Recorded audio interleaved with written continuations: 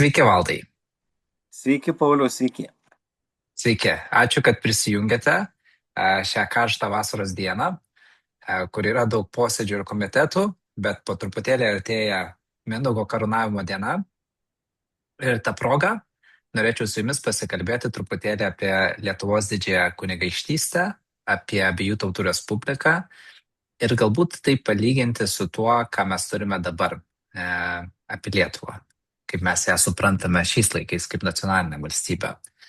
Taigi, paskutinėme mūsų pokalbį mes kalbėjomės apie tai, kad šiuolaikiniam lietuviui gana sunku suprasti, kas buvo ta Lietuvos didžioji kunigaikštystė ir kas buvo ta abiejų tautų respublika.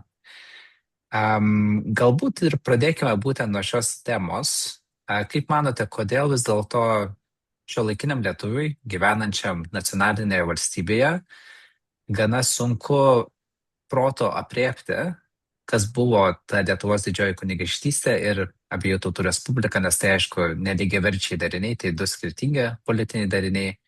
Bet kodėl mums taip sunku apie tai mąstyti, atspindėti bent kažkiek tą tikrovę, kokia jinai buvo tada savo protę? Manau, pagrindinė priežastis yra tame, kad mes turim labai mažai mokslo populiarinimo priemonių. Nes žmogus masto dažniausiai vaizdais ir jam reikia ką nors pamatyti. Tai dažniausiai gali būti koks nors filmas, arba kompiuterinis žaidimas, arba knygos kažkokios. Bet knygos irgi turi būti specialios knygos, kurios pateiktų tą vaizdą iš tikrųjų atitinkantį kažkiek tikrovę. Jeigu nėra pastangų pavaizduoti gyvenimą tiksliau, jeigu nėra atliekamas parengiamasis darbas, tai gali pateikti iškreiptą vaizdą. Ir tada tik dar sunkiau pasidarys suvokti, nes jau turėsi kitus požiūrius. Na, o taip yra todėl, kad niekas greitai nesidaro. Kiek mes turėjom filmų istorinių Lietuvoje ir dar tokių tikresnių, tai mažai. Tai Žalgirio, tai va ten kokio Herko Manto sukilimas, arba netgi apie Žalgirio mūšį neturim nei vieno filmo. Iš to, reiškia, bendro gyvenimo su Lenkija, tai turim lenkiškus filmus, tai ten kokie Marijampolė, gal mato juos, kiti nelabai. Ir ten jie irgi netiksliai dažnai parodo, savo stereotipinius vaizdus dažnai perteikia. Tai vienu žodžiu, čia yra didžiausia problema, yra silpnas įdirbis. Vis tik Lenkija turėjo valstybingumą, kad ir sovietinį po antro pasaulinio karo, mes turėjom, tai jo neturėjom, reiškia, turėjom kitokius įvaizdžius. Tai čia yra tokios priežastys. Ir iš to išplaukia toksai dažnai lietuvių neistoriškas požiūris į praeitį. Tiesiog turint kažkokius labai tokius stereotipus. Beje, dažnai kaltinam dėl to vargšą Adolfą Šapoką, kad jo vadovėlis čia iškreipia vaizdą, bet realiai dar tas vadovėlis dar kažką tai formavo. Reiškia, o jeigu pažiūrėsim į tarybinį laikotarpį ar sovietinį laikotarpį, kaip mes dabar jį vadinam, tai ten jau kiek tos istorijos buvo. Tai va tiek žmonių galvose tos istorijos ir yra toks labai menkas, sakyčiau, toks sutrukinėjęs vaizdas su keletu ryškių etapų, kurių centre būtų Žalgirio mūšis, kurį lietuviai jau taip sakant žino. Tai va, dabar jau ta Liepos 6 šiek tiek sureikšminta Mindaugas, bet ir tai mes turim filmą apie Mindaugą. Neturime. Tai reiškia, mes neturim įsivaizdavimo. Tai tokios būtų gal priežastis. Ir mąstant apie tą patį, tarkim, Mindaugą, sakėte, kad čia irgi taip gana neseniai buvo sureikšminta ši diena, Liepos 6, ir jinai buvo paskelbta Mindaugo karūnavimo diena. Bet turbūt mums gana sunku įsivaizduoti, kas vyko tuo istoriniu laikotarpiu, kai Mindaugas buvo karūnuotas. Mes vis tiek daug žinome, įsivaizduojame, turime tą vaizdą, kaip kunigaikščiai tarpusavyje ten kovoja, ten laimi Mindaugas taip labai karikatūriškai, priima krikštą, tampa karaliumi ir tada ta karalystė kažkaip dingsta, vienas karalius, daugiau karalių nebėra. Irgi toks didelis klausimas daugam turbūt kyla, bet galbūt pradžiai prie to pačio Mindaugo. Gal vis tiek mes šiais laikais matome savo valstybingumo pradžią siejame su Mindaugu galų gale. Kaip manote, kaip mums suprasti tą istorinį laikotarpį, kada buvo suvienytos žemės, kada buvo įkurta valstybė, sakykime taip, ir iš viso ar taip mąstyti yra teisinga? Na, matot, žmonėm reikia aiškumo. Jiems labai sunku suprasti, kad valstybė gali kurtis palengva, kelis šimtus metų, turėti daug įvairių, reiškia, ten turbulencijų, ypatingai viduramžiais, nes mums viduramžiai atrodo tokie stabilus labai. Tai viduramžiai yra labai nestabilios santvarkos, nes nėra į ką atsiremti. Nėra biurokratų, nėra valstybingumo, ten dažnai sunku atskirti, kur čia valstybė, kur čia valdovas asmeniškai. Jie dar ten turi kažkokias sąjungas tarpusai, vedybas, reiškia, na ir taip toliau. Jis toks margas labai tas laikas. Ir dėl to, reiškia, na tiesiog tauta reikalauja iš istorikų ir va, Edvardas Gudavičius skundėsi čia visiems, kad jį privertė pasakyti datą. Reiškia, jisai sako, nu net nesu 100% tikras, nes ten yra paminėtas konkretus sekmadienis, bet tas sekmadienis gali būti ir tas, ir anas, nu ten, bet kadangi, reiškia, praktiškai sumetimais nusprendė Liepos 6.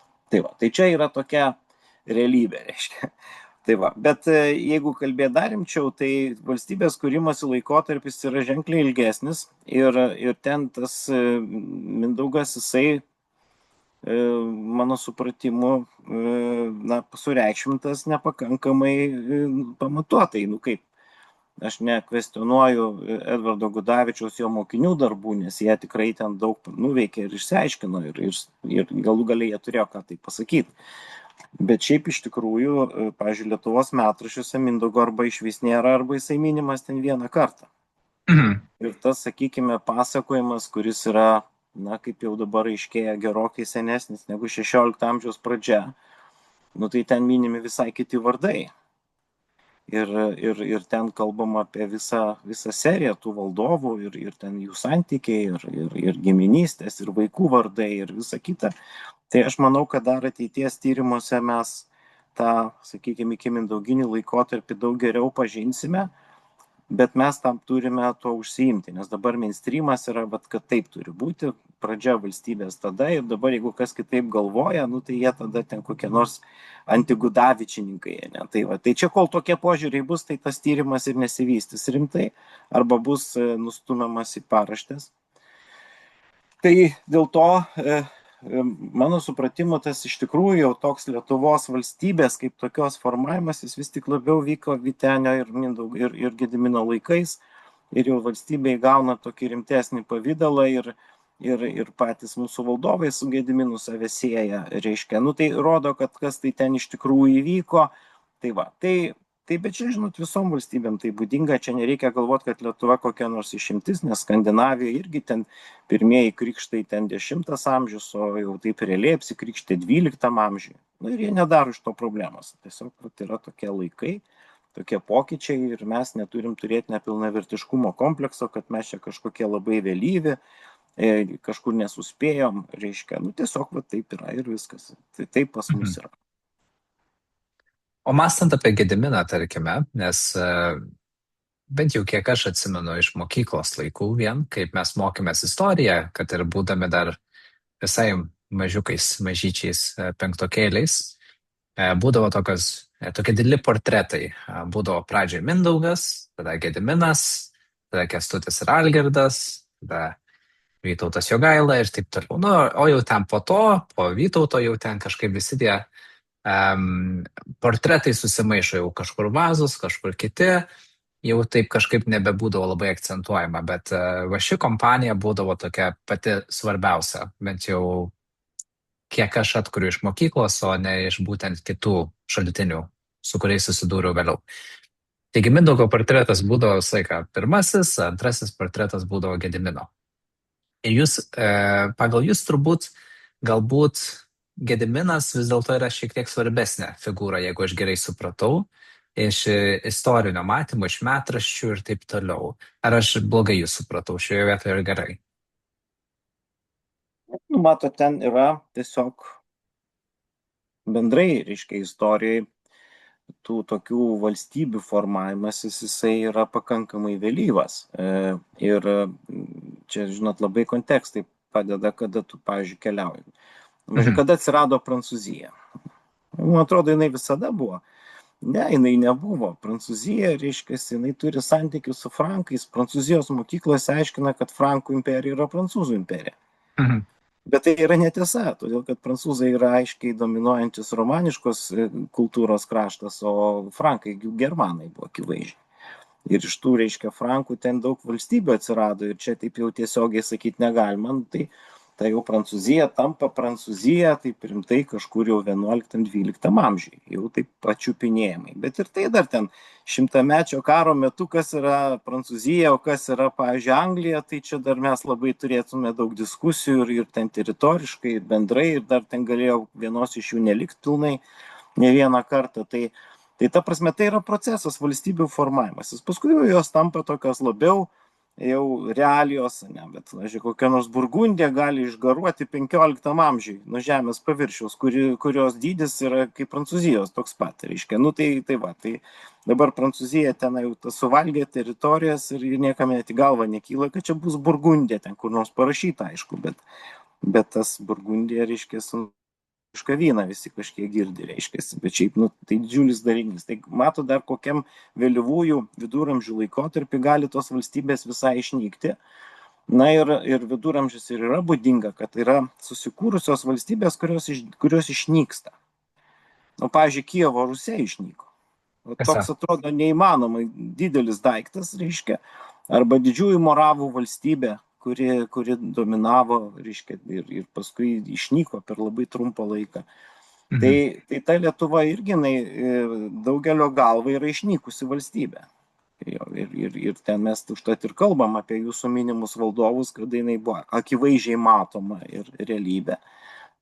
Ir jinai, reiškia, ir mums patiems yra labai aiški, nes jinai apčiupinėjama, jinai turi teritoriją, ten veikia santykiai, ten kažką užpuola, ten gynasi, kas tai vyksta, reiškia, jau aiškiai po Lietuvos vėliavą, ne po Lenkiją, ne po kažkokią neaiškę vėliavą.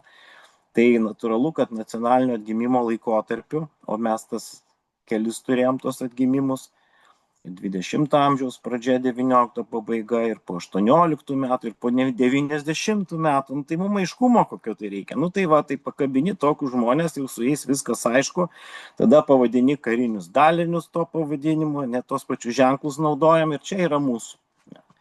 Tai net jau mūsų didieji priešai maskoliai, reiškia, ten jau tyčiodamisi iš mūsų sako, nu tie lietuviai nieko nelaimėjo, bet jau bent Žalgirio mūšį tai jau tikrai laimėjo. Nu vis tiek Mhm. jau tu negali su to ginčytis, ne? Dėl to mūsų sąmoniai tam tikri dalykai yra sureikšminti. Ir tai yra logiška, nes žmonėm turi būti aišku. Tam tikri dalykai būtų savaime suprantami, be diskusijų, reiškia. Ir dėl to taip yra tas dalykas, o realiai, reiškia, gyvenime, istoriniam gyvenime, kuris vyko, tai tie žmonės nepajuto tokio susilpnėjimo kažkokio, jam iš vienos epochos į kitą perėjimas buvo visiškai logiškas, natūralus ir, pavyzdžiui, tokio Vytauto kultas, kaip čia jį vadinam, žodis kultas, tai gerąja prasme, aš čia šiuo nenoriu sakyti, kad čia blogai. Tai jis buvo visais laikais. Reiškia, 16 amžiuje Vytautas buvo didysis valdovas. Ta tradicija niekur nesitraukė per šimtmečius ir 18 amžiuje visi jį žinojo. Nu, kur tu ten toksai žmogus kryžiuočius sugriovė, reiškia. Tai mes turim tą tokį, kaip sakyt, tą realius įvykius ir mūsų įsivaizdavimą, bet šitoj vietoj tas vaizdas jis tegul ir lieka. Ir jokių būdų nereikia skubėti griauti, nes pas mus ten tokie yra uolūs mitų griovėjai, kurie iš esmės nori savo vardą sureikšminti, reiškia, ir jie moksliniam pasaulyje labai gerą darbą daro, nes kvestionuoja. Reiškia, tada mes nepasitenkinam tuo, ką žinom, stengiamės sužinoti toliau, bet tos abejonės neturi persikelti į viešą sektorių, nes tada žmonės nustoja abejoti pačią Lietuvą ir tada jie sako, tai ten nieko gero gal nebuvo, tai gal mes kokie Lenkai, gal Rusai, gal dar kas nors, ne, ir Gal tas gudai. labai Galbūt irgi. gudai ar dar kas nors, reiškia, ir tas sukelia paskui tokias labai negeras pasiekmes, nes žmonėm sunku suprasti, kaip gali viskas būti sudėtinga ir įvairiai. Tai va, bet vat mes šito neturim supratimo, kas yra akademinė diskusija ir kas yra viešasis pasakojimas, reiškia, nes dėja žmonėm sudėtinga, reiškia, neįdomu, nesvarbu, reiškia. Tai va, bet mes šiandien turbūt nepasitenkinsim tuo mūsų jau nupieštų vaizdų, kaip jūs sakot. Aš tai, žinot, visą laiką matau karo muziejai tos gipsinės figūras tokias, kurias fiziškai tampiau, nes dirbau karo muziejai. Nu ir visiems turbūt sovietmečio vėlyvojo žmonėm, va čia aišku buvo, čia tai rimti valdovai, dideli tokios galvos. Taip, na, tai va, tai čia taip ir turi būti. Tai tas tą turi daugumas tautų, reiškia, čia nieko blogo nėra. Turi būti kažkas aiškaus, didingo ir taip toliau. Tai va, o taip žiūrint, reiškia, į tą istoriją, tai niekur ta Lietuva nedingo, jinai visą laiką buvo, tik jos vaizdas šiek tiek keitėsi, reiškia, ir todėl apie tuos pokyčius reikia kalbėti, kad žmonės suprastų tos perėjimus.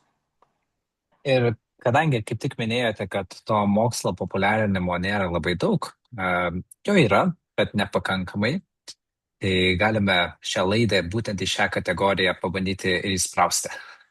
Aš vis dėlto nesu istorikas pagal išsilavinimą, tiesiog esu mėgėjas, kuriam įdomu, kuriam svarbu, kuriam patinka, ir pabandysime žiūrovus sujungti su tuo akademiniu pasauliu per būtent štai tokią prizmę. Tai mąstant apie tą pačią Lietuvą, mes kitame pokalbyje kalbėjomės apie terminą šiaip Lenkas. Man buvo labai įdomu, kaip jūs įskyrėte keletą skirtingų terminų, nes mes esame įpratę girdėti Lenkai ir Lietuviai. Ir automatiškai mes sujungiam tai su nacionalinėmis valstybėmis, su jų gyventojais, su šiuo metinėmis realijomis iš esmės. Mes pagalvojame Lenkas, įsivaizduojame Europos žemėlapį, tam tikrą teritoriją, ten gyvenančius gyventojus, lietuvis, Lietuva ir taip toliau. Žinoma, senais laikais taip nebuvo. Buvo visai kitaip ir terminas Lenkas reiškia visai kitą dalyką. Ir jūs dar buvote vieną įdomų terminą paminėjęs, kuris yra susijęs su karūna. Tačiau jau čia reikėtų mums peršokti turbūt į ATR laikus, į Abiejų tautų respubliką. Tai gal prieš atliekant šį šuolį, dar vienas toks mažas pastebėjimas. Kalbant apie viduramžius, ankstyvuosius, naujosius laikus ir taip toliau, kažkaip vis tiek daugeliui lietuvių aukso amžius yra siejamas su Vytautu, viduramžiais ir taip toliau. Kas ten vyko nuo Liublino unijos, nuo kažkur 16 amžiaus iki padalinimų, tai toks vienas iš tų laikotarpių, kuris atrodo kai kuriems žmonėms kelia tokį nepatogumą, galbūt kažkokio praradimo jausmą. Toks laikotarpis daugam nepatinkantis įtin. Ar manote, kad tai yra teisingas požiūris sureikšminti vieną laikotarpį ir ištrinti keletą šimtų metų visiškai iš istorinio laikotarpio prizmės žmonių vaizduotėje? Nes, žinoma, mes turime turėti, kaip sakėte, tos supaprastinimus, bet kad, tarkime, iki Liublino unijos buvo gerai, o po Liublino unijos buvo blogai, man tai yra tos labai keistas požiūrio kampas. Taigi, man įdomu, kaip jums atrodo, kas ten su ta tokia Liublino unija taip ir įvyko. Kodėl kai kuriems žmonėms tai laikomas kaip toks neigiamas, blogas laikotarpis, o prieš tai, kas buvo, tai buvo labai nuostabu, didinga, puiku ir taip toliau. Nu, žinot, čia iš tikrųjų sunkus klausimai, todėl kad vis tik tai nuo suartėjimo su Lenkija, jau ne su Mozūrija kokia nors, su kuria mes jau ten draugavom 14 amžiuje, mūsų ten kokios nors Aldonos ten buvo Mozūrijos kunigaikštienės, tai jau su pačia Lenkija, tai yra 14 amžiaus pabaigos, su Lietuvos krikštu, su Jogailos tapimu Lenkijos karalium, iki Liublino unijos vis tik tai yra dar labai nemažas laiko tarpas. Ir va šitas laikotarpis, mano supratimu, lietuviams žinomas silpniausiai. Nu, tai gal kokį Žygimantą Augustą jau visi taip jau mato, nes ten daug apie jį jau tų populiarių istorijų. Bet šiaip visas Kazimiero valdymas yra 15 amžius, tai toks tarsi tuščias. Nu, jis nėra tuščias. bet ten tikrai, reiškia, jau vyksta esminiai pokyčiai. Ir tie pokyčiai yra susiję su to, kad Lietuva artėja su Lenkija. Tas artėjimas su Lenkija, jisai ateina iš praktinius tokios ryties ir ypatingai 16 amžius, todėl kad mums tenka sunkus karai su Maskva ir čia pas mus veikia būtent Lenkijos kariai, kurių statusas labai sunkiai nusakomas. Realiai tai nėra Lenkijos kariuomenė, bet tai yra formaliai už Lietuvos pinigus samdyti Lenkai. Nu, kaip kokie šveicarai Prancūzijos karaliaus tarnybai. Bet kadangi buvo pakankamai daug chaoso, tai ten ne vien iš Lietuvos iždo buvo remiami tie kariai. Ten ir iš Moldovos iš savo įdėdavo. Vienu žodžiu, ten tokia keista situacija, mažai dar ištirta. Čia Gediminas Lesmaitis labai tyrė tuos dalykus. Nu, bet faktas, kad tie Lenkai fiziškai čia būna. Kartu su mūsų kariuomenė kariauja prieš tą Maskvą, tų karų daug 16 amžiui. Ir va tuo metu prasideda toks realus artėjimas su Lenkija. Tiesiog realus. Tai Lietuvos bajorai pradeda naudoti lenkų kalbą kaip pavyzdys. Va toks atsiranda reiškinys. Mišrių santuokų atsiranda, susigiminiuoja, reiškia, na ir aišku, mūsiškiam pradeda imponuoti Lenkijos karalystės vidinė sąranka. Ir mes pradedam artėti, fiziškai. Ir tą labai akivaizdžiai pastebima antrajam Lietuvos statute 1566 metų, kuris yra didelis pokytis nuo 1529 metų pirmojo statuto.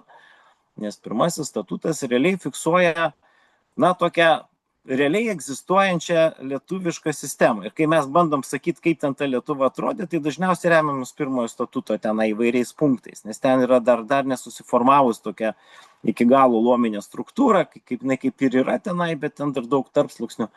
O jau, reiškia, antras statutas jau jisai yra toks. Ir čia Lietuva pasiekia savo tam tikrą brandą, bet tuo pačiu metu, kaip suprantam, tai nedaug jau lieka. Nuo 66 iki 69 tik 3 metai. Ne?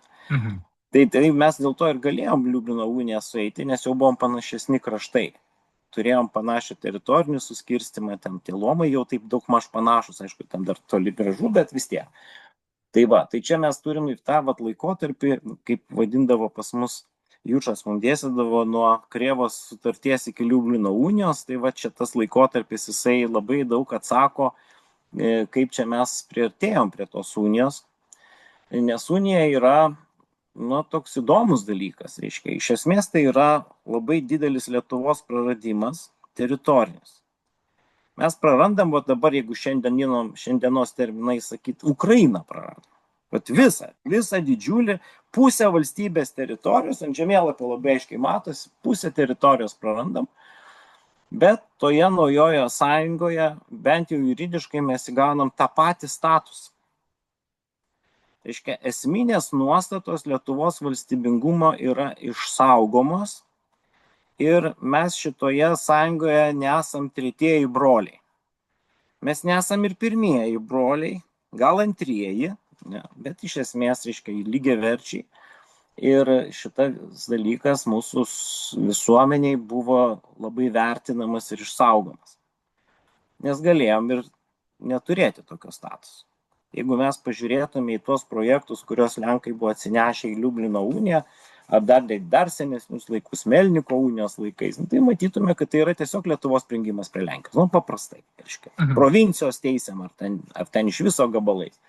O čia vis tik tai buvo išsikovotas tam tikras statusas, kuris, galima sakyti, reiškia, galėjo esminius dalykus tenkinti to meto elito, bet ir šiaip visų žmonių. Tai ką mes išsaugom? Mes viską išsaugom. Lieka taip, kaip buvę, mes turim savo teritorinį suskirstimą, mes turim centrinius pareigūnus, turim sieną, turim kariuomenę, turim pinigus, netgi nors Liublino unijoje buvo kitaip parašyta. Turim Lietuvos statutą, savo teisės sistemą. Turim, fiziškai kaip tai atrodo. Valdovas vyksta, privažiuoja prie sienos, Lenkų palyda atsisveikina ir važiuoja namo, lietuvių palyda jį perima. Kitaip sakant, dabar mūsų prezidentos, reiškia, vykimas į Lenkiją, tai dar tais laikais labiau ten ceremonijų būtų paisant. Pareigūnai yra, nėra taip, kad Lenkų pareigūnas gautų Lietuvoje tenai, dvarų negalima pirkti. Ir net jeigu, sakykime, vedybos, kurios jau natūraliai vyksta, reiškia, tai su tam tikrom sąlygom. Reiškia, nėra taip, kad ten vedė ir prijungė prie Lenkijos Lietuvos gabalą. Ne. tos sienos griežtos ir viskas, reiškia. Jau tas žmogus, kuris čia atitekėjo, jisai, reiškia, jau traktuojamas kaip Lietuvos pareigūnas, jeigu jisai ten turi žemės ir tenkina kitus reikalavimus. Tai čia tas išsaugotas, tai tas, sakykime, valstybinis suverenitetas, jisai yra didžia dalim išsaugomas ir, na, turim, reiškia, jau nors vieną tik tai valdovą įšventinimą Krokuvai, bet jisai Lietuvoje figuruoja kaip didysis kunigaikštis ir jisai pasirašinėja aktus, ne, ir ten yra funkcijas vykdo kaip Lietuvos valdovas. Nu, tai prasme, ten, tai va. Tai ta sistema, jinai tokia dar labai, nu, vis tiek tokia dar senovinė, reiškia, ir gal neipatingai ir efektyvi, bet jinai yra ir jinai nejudamai išgyvena iki pat gegužės 3 dienos konstitucijos, o kai kurios, nu, kadangi tai nelabai ir įsigyvendino iki galo, tai realiai iki valstybės pabaigos. Tai mes šitoje vietoje tikrai negalim sakyti, kad Lietuva išgaravo, jinai išliko tik tai naujam pavydale, na, o kad būtų žmonėms šiuolaikiniam lengviau suprasti, tai Lietuva po įstojimo į Europos Sąjungą. Tiesa. Jo, mes irgi esam nepriklausoma valstybė, turim savo vėliavas, prezidentus ir visą kitą, bet, pavyzdžiui, Seime mes jau svarstom ten kokias nors Europos Sąjungos direktyvas, ne, ir jas tenai adaptuojam. Tai kažkas panašaus yra su Abiejų tautų Respublika. Tik tai tiek, kad tai nebuvo visos Europos, o tai buvo va šito tvarinio Abiejų tautų Respublikos, reiškia, dalykai. Bet, sakykime, įstatymų prasme mes turėjom atskirumą ir net bendram Seime įstatymai priimami, tos vadinamos Seimo konstitucijos priimamos atskirai Lenkijai, atskirai Lietuvai, išskyrus atvejais, kaip parašyta, kad mes adaptuojam tą patį įstatymą. Bet čia labai retas atvejis dėl to, kad pas mus dominavo Lietuvos statutas, to prasme kita teisinė sistema, tai negalėjo taip jau būti automatiškai perkeliama, bet, nu, kai kurios nuostatos būdavo kartais taip toks trumpas parašymas, kad, nu, mes irgi panašiai kažkaip darom. Tai va, tai tokiu būdu, reiškia, toj valstybei mes jau dabar pradedam jau konstruoti. Tai reiškia, pirmiausia, Lietuva nustato tas mūsų Abiejų tautų Respublikos tos sudėtinės dalis, tos bendros institucijos. Na ir dabar reikėtų gal papasakot, kaip ta valstybė viduje padaryta. Būtų labai įdomu, nes net ir terminus turime tos pačius. Dabar jūs irgi esate Seime, esate Seimo narys, mes turime Seimą šiuo metu, bet man atrodo, šiuolaikinis Seimas ganėtinai skiriasi nuo to, kaip buvo suprantami Seimai ir Seimeliai, kad yra Abiejų tautų Respublikos laikais. Taigi, santvarka vis tiek buvo ir demokratijos supratimas buvo visai kitoks. Mes irgi sakome, kad buvo bajoriškoji demokratija, bet terminas demokratija gali turėti labai daug skirtingų atspalvių, taip kaip valdoma valstybė yra. Tai nors mes turim daug tų pačių terminų, kuriuos turėjome anksčiau, manau, kad santvarka tikrai buvo ženkliai kitokia. Tai, Valdai, jeigu galite truputėlį papasakokite mums, kad būtų lengviau suprasti, nes žodžiai klaidina kartais, reikia lysti po žodžiais, pažiūrėti, kas ten yra. Tai mūsų kelrodė žvaigždė yra Romos Respublika. Supraskim, kad žodis Respublika reiškia ne tik tai, kad tai yra Lietuvos ir Lenkijos, bet tai, kad yra Respublika. Tai reiškia, o Respublika mes žinome iš esmės pagrindinė Romos Respublika. Čia dar pridėkim Palemono pasakojimus, tai mums čia atrodo visai tautinis tas pasakojimas. Tai, ir čia yra ne iš kažkur atvažiavę, bet čia mūsų, reiškia, iš mūsų istorijos ateina. Ir ką tai reiškia? Tai reiškia, kad aukščiausia institucija yra tautos susirinkimas. Ir tas tautos susirinkimas kai kuriais atvejais yra suvokiamas visiškai tiesiogiai. Tai, pavyzdžiui, renkant valdovą, nes po Abiejų tautų Respublikos sukūrimo mes turime elekcinę monarchiją, renkamus valdovus. Tai valdovą rinkti turi teisę visi bajorai, fiziškai. Atvažiuoja į didžiulį lauką, nes tokio pastato nėra, ten prie Varšuvos, reiškia, ir valdovą renka, sustoja pagal teritorinius vienetus ir tenai tą valdovą šūksniais skatina, renka, reiškia, ir pasisako įvairiais tais klausimais. Tai mes turim tiesioginę tautos susirinkimą. Aišku, kad negali visi susirinkti dėl to, kad laikomas tas politiškai aktyviaja dalimi, tai yra bajorija. Bet bajorija yra gausi. Na, Lietuvoje ten įvairūs tie skaičiavimai, bet kalbam apie 7-8% gyventojų yra bajorija. Tai daug žmonių. Tai Britanijoje daug mažesnis kiekis rinkdavo valdovus, ką mes jau laikom čia labai demokratišką konstitucinę monarchiją. Tai čia didelis kiekis. Aišku, jie ten neturėjo pinigų visi nuvykti. Tais laikais tai daug kainuodavo, būdavo taip, kad tie, kurie vyksta, gauna finansinę paramą iš kitų. Nu, vienu žodžiu, jau ten jie kaip nors save atstovaudavo. Tuo labiau, kad, reiškia, lietuviams toliau vykti būdavo atstumas didelis, reiškia, tai dar ir tai truputėlį įtakojo. Tai labai dažnai tenai dar vykdavo tik tai didikai. Nu, bet nesvarbu, formaliai tai yra teisė rinkti visiems. Dabar, reiškia, tas valdovas, jisai yra išrenkamas, bet jis yra suvaržomas tais, reiškia, Henriko artikulais, kurie paskui vadinasi Pacta Conventa, tai yra sutartis su tauta, būtinai turi tą pasirašyti. Ir ten aprašyta, ką jis gali, ką jis turi padaryti ir ko jis negali. Tai čia jau yra respublikoniškas bruožas. Valdovas yra renkamas ir dar su tokiais apribojimais, reiškia. Nu, panašiai kaip ir šiandien prezidentas turi. Aišku, valdovas turi aukštesnės truputėlį galės, nes valdovas yra vykdomosios valdžios tam tikra prasme galva, ko pas mus nėra. Pas mus prezidentas ir premjeras yra du skirtingi žmonės. Tais laikais buvo suvokiama kaip tas pats. Tai va, tai ir jisai jau išrinktas, jau nuverst jau jo nelabai ir buvo kaip, nu nebent jisai ten pažeistų labai jau tas, reiškia, teises, Pacta Conventa, tai tokiu atveju būdavo, bet mes nušalintų valdovų, ko gero, savo istoriją ir neturim. Ir atsisakiusių savo pačių norų. Tai yra abdikavusių vadinamą. Tai va. Nu tai mes turim dabar tą, tai va. Tai dabar kas ta kita institucija, Seimas. Dabar Seimas, čia dabar sunkiau suprast, sudaro jį 3 luomai. Seimas sudaro 3 luomai. Tai pirmas luomas yra valdovas. Luomas. Jisai, jeigu nedalyvauja Seimo posėdėje kažkokiuose esminėse klausimuose, be jo negali priimti nutarimą. Ta prasme, tai čia yra toksai dalykas, reiškia, kuris fiziškai pasikėlė iš savo vietos ir viskas, reiškia, limitas vadinamas, reiškia, nutraukiamas posėdis. Aš nekalbu apie vadinamųjų provincijų posėdžius, kur buvo įstatymai svarstami, tai jie ten svarstami, bet vis tiek, reiškia, taip suvokiama idėjiškai, kad valdovas tame turi dalyvauti. Ir fiziškai būti Seime. Kas labai Lietuvoje retai vyksta, kada prezidentas atvyksta į Seimą, tai jis ten vėliavėlę turi ir ten iš dešinės pusės nuo pirmininko sėdi. Tai čia yra likutis mūsų, tos tokios situacijos. Dabar antra dalis yra Senatas. Senatas yra labai svarbus dalykas, Lenkijos Seime jisai išlikęs yra, Lietuvoje niekada neatgaivino, čia mūsų esminis skirtumas. Reiškia, mes savo Seimą nelabai dar suprantam kaip tęsinį, aš esu didelis Senato šalininkas, tai čia turbūt vienas iš nedaugelio, jis sako, nu jo, mažai dar čia tų biurokratų, dar čia mums Senato reikia. Tai va, bet Senatas buvo labai svarbi dalis, kadangi Senatą sudaro tam tikri konkretūs pareigūnai. Ir tuos pareigūnus didžiąją dalim skiria valdovas, bet negali atšaukti. Taip kaip valdovo nelabai gali atšaukti, taip ir senatorius. Nu, nebent jisai ten priešo pusę perėjo, ar ten kas nors tokio, reiškia. Bet šiaip iš principo jau jo nelabai pakeisi. Ir dėl to, reiškia, šitie senatoriai, nors ir jie valdovas skiriami, bet jie labai susiję bendrai su Seimu ir jie turi, pavyzdžiui, pareigą prižiūrėti, ar valdovas nepažeidžia įstatymą.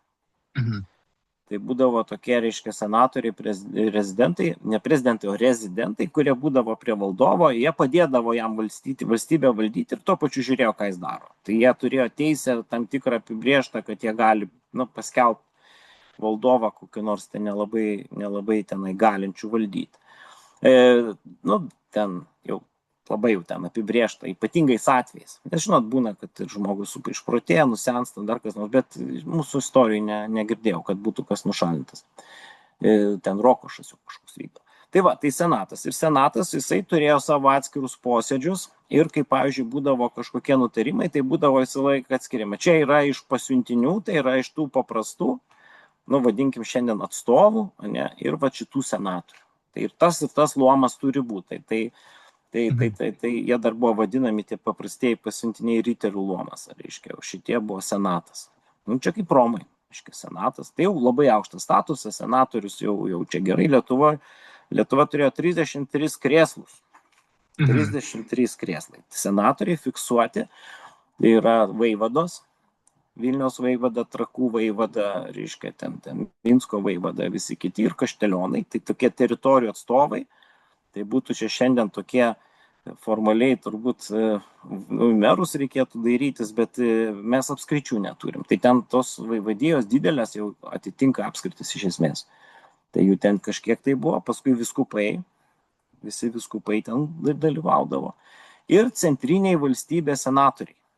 Yra apibrėžta, kas tenai gali būti. Tai sakau, 33 fiksuotos vietos ir jeigu gauni paskirimą į tokią vietą, esi senatorius, reiškia, su visom pareigom.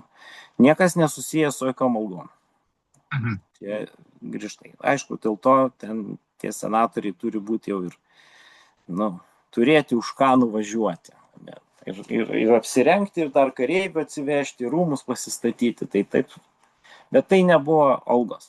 Tai buvo susiję daugiausiai su paskirimais ir pareigom. Aišku, ten paskui seniūnijos buvo priskiriamos, kad jie turėtų iš ko gyventi, tai ten jau savo reikalai, bet esminis dalykas yra statusas. Na, o atstovai, arba tie vadinamieji riterių luomo atstovai, tai jie buvo renkami nuo kiekvieno pavieto, va čia būtų panašu į mūsų savivaldybės, renkami du žmonės. Du žmonės, kuriuos išrinkdavo seimeliai ir juos pasiūsdavo ir jiems jau finansuodavo kelionę seimelis. Kelionė į Europarlamentą, sakykime taip. Nes žinokit, kainuodavo tos kelionės, reiškia, tai ten kai kurie galėjo atsisakyti, bet šiaip paprastai jau čia skaitėsi viešas reikalas ir ten pasirūpindavo jų reikalais, tai va. Ir jie nuvykę tenai turėdavo atstovauti jau tą pavietą, sakykime, dabartinį rajoną, ir tenai turėjo jie ginti poziciją, kadangi valdovas kviečiantis susirinkti Seimui vieną kartą per 2 metus, po 3 savaitės. Labai retai, ne ištisai veikdavo tas Seimas, tai jisai nurodydavo, kokie klausimai bus svarstomi. Tai tie jau reiškia gaudavo pasiuntinėje instrukcijas ir su tom instrukcijom važiuodavo. Ir po to grįžę turėdavo atsiskaityti savo tiems, reiškia, broliams, kaip jie ten ką darė, taip toliau, ir ten tie jau patenkinti arba nepatenkinti būdavo, reiškia, ir nuo to priklausydavo, ar dar kada jūs ten rinkdavo ar ne. Ten išimtis Žemaitija turėjo, man atrodo, 3 vietas, jau kadangi didelis labai darinys, tai ten tokia. Tai va, tai vien žodžiu, tas Seimas atrodo taip, tai jisai labai svarbus yra. Ir Seimas jisai vykdė daug funkcijų, ne tik įstatymų leidžiamoji funkcija, bet dar teisminė turėjo funkciją, o kai kada ir įstatymų vykdomoji dar valdžia. Ten truputėlį sumalta buvo. Dėl to gegužės 3 dienos konstitucijai truputėlį ten įvedė tvarkos. Beje, pas mus Seime tas pats chaosas.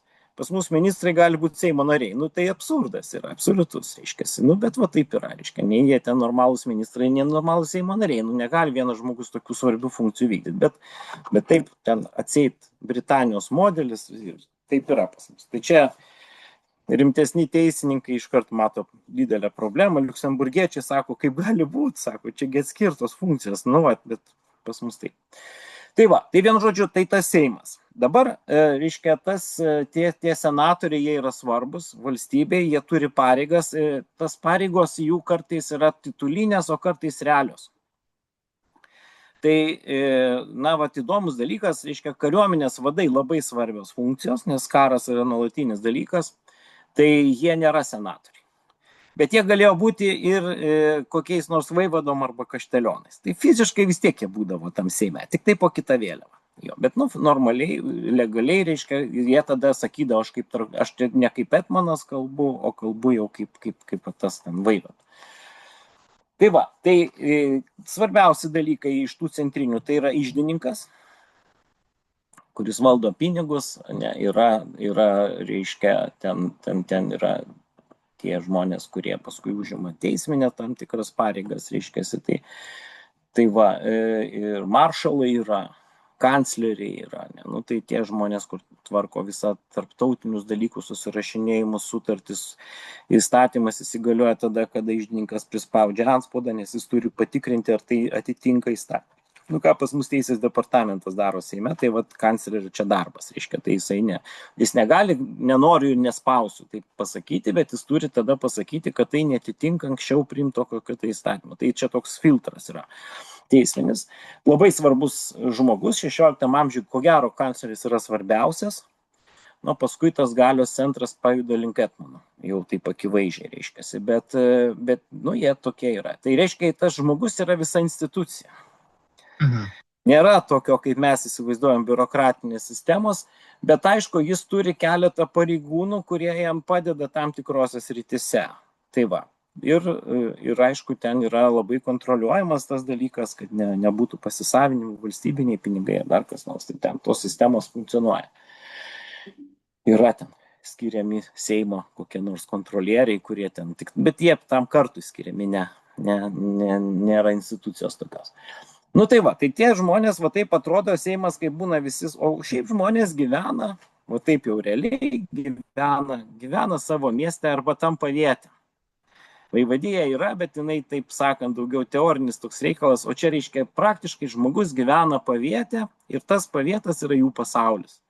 Ir jie tenai užtat toks svarbus ten koks nors Seimelis. Nu, tai čia yra svarbiausias vienetas, čia žmonių gyvenimas. Žmonės mažai kilnojosi tais laikais, didikai taip, bet čia bajorai dažniausiai gyveno savo žemėse, vieni kitus pažinojo, tai jų statusą nulemdavo jų titulai, pavietų titulai arba vaivadijų titulai, kurie turėjo savo hierarchiją ir jie nustatė tavo vietą visuomeniai, dėl tų ten titulų visi baisiausiai stengiasi. Ir čia vat yra valdovo galios šaltinis, nes tas pareigas, daugumą pareigų suteikia valdovas. Tai jisai reiškia, čia yra jo galios šaltinis. Nu ir jau tu ten su karalium pyktis, reikia labai galvoti, nes jeigu supyksi, nu, tai tavo visa giminė, ten draugai tavo ir ten visokie ten tolimi giminaičiai, labai svarbus giminystės ryšiais tais laikais, kaip beje visada Lietuvoje, tai jam, žodžiu, ten bėda jau. Tai jau dažniausiai, žinai, ten problema būna, kada rinkimas karalių ir tu palaikai kitą pusę. Nu ir tavo kandidatas nelaimėjo. Nu tai ten po metų ar po kelių mėnesių jau, žiūrėk, važiuoja su dovanom pas karalių, ten pas valdovą, tartis, nes, nu, liksi be pareigų, reiškia. Tai va čia yra suvokimas, kas tiem žmonėm buvo svarbu. Ir antras dalykas yra seniūnijos, tai yra valstybės žemės, jos būna priskiriamos valdyti tam tikram žmogui ir tu turi sumokėti tam tikrą sumą į valstybės iždą nuo tos seniūnijos, o kas liko tavo? Mhm. Laikytojai, valdytojai, ten yra įvairūs pavadinimai, nu tai čia yra pinigai. O čia yra jau svarbu, reiškia, ir kuo tu daugiau tų seniūnijų turi, to turi daugiau. Tai truputėlį jungdavosi pareigos tom seniūnijom, valdovas tas seniūnijas duodavo. Jeigu būni geras, tavo vaikam palieka. Tai įsivaizduojat kaip. Nu, tai, žodžiu, per čia valdė valdovas. Per šitos. Jeigu jis išmintingai darydavo, tai jisai stengdavosi žiūrėti, kad ten jau dideliem priešam nieko neduoti, bet kartais ir jiem ką nors duoda, kad revoliucijos nedarytų. Nu, tai vienu žodžiu toks, taip čia viskas buvo. Nu, ir didžiulė pagarba valdovas, jeigu atvyksta, tai jau visi ten išsirikiuos, sveikins jį ten, stengsis jam įtikti ir taip toliau. Tai va taip valdovai valdė, nepaisant savo silpnos valdžios, bet vis tiek buvo labai gerbiami. O jeigu jie dar turėdavo gabumų reikalingų, tai galėdavo labai sustiprinti autoritetą, tai vad Steponas Batoras buvo. Jis buvo meistras, kaip su jais bendrauti, ką jiems sakyti, turėjo aišku dar labai gražų stotą ir balsą, tas irgi labai svarbu, kalbėjo latiniškai, nemokėjo nei lenkiškai, nei lietuviškai, bet tada ta kalba visiems buvo žinoma, o čia tai buvo valdovas. Trumpai valdė, daug padarė. Dalyvavo karuose, pats asmeniškai, ne? Nu tai va čia valdovas, viskas tinka. Tai tos asmenės savybės irgi labai svarbios buvo. Tai va, na, o tie, reiškia, pavietų žmonės, jie gyvena, tie bajorai, jie gyvena savo dvaruose, dvarų turėjo daug.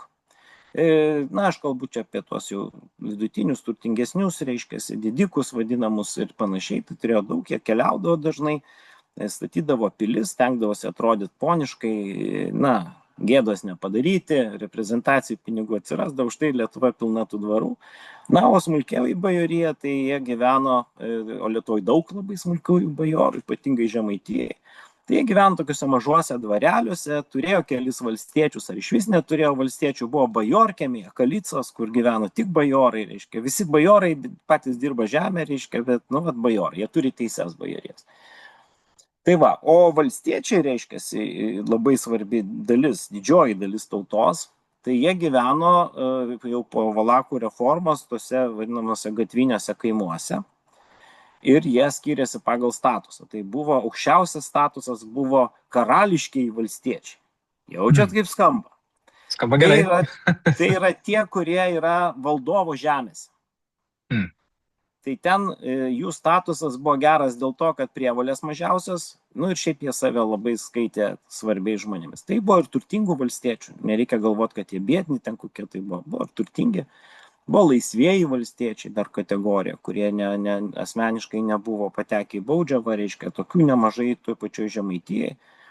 Ir jie ten nuo tų smulkiųjų bajorų per daug ir nesiskyrė, reiškia, bet aišku, jie turėjo tų politinių teisų ir pareigų.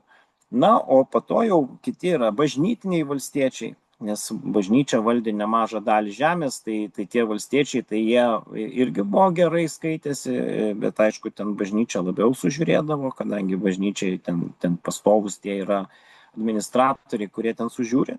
Na, o prasčiausia kategorija yra tiesiogiai privatus valstiečiai. Tai yra tie, kurie tarnauja konkrečiam žmogui. Nes juos jau ten prispausdavo rimčiau ir jie ten jau nelabai kam ir pasiskūsdavo. Bajoro teismas, realiai tu esi jau toks priklausomas, reiškia, žmogus. Tik tai tiek, kad, reiškia, valstiečiai išsaugojo fundamentalią teisę keisti poną.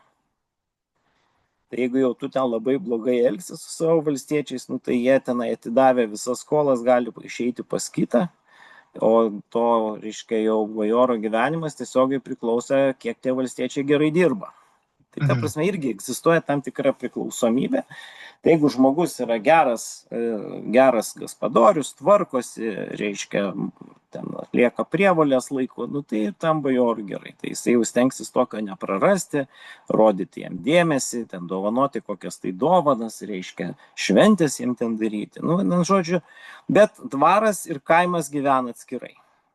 Atsiskyręs pasaulis. Tai užtat pas mus nėra taip, kaip, reiškia, galvojama kaip Ukrainoje, ten pirmosios nakties teisės visokios, tokios nesąmonės, ko pas mus niekada nebuvo, nors rytiniai Lietuvoje galėjo būti tokių dalykų, kada jau toks, reiškia, ponas jau kaip ir viešpats gaunasi tų valstiečių. Tai čia pas mus taip nebūdavo, reiškia, yra nustatytos prievolės, kurias turi daryti. Ir, aišku, tai yra prievolės, bet kartu ir teisė. Jeigu, pavyzdžiui, valstiečiui, kad ir privataus valstiečiui atsitiko nelaimė, sudegė namas, pavyzdžiui, kas atsitikdavo tais laikais, tai tu turi teisę prašyti pono pagalbos. Reiškia, tu turi. Tai kartais skatinu žmonės nesistengti.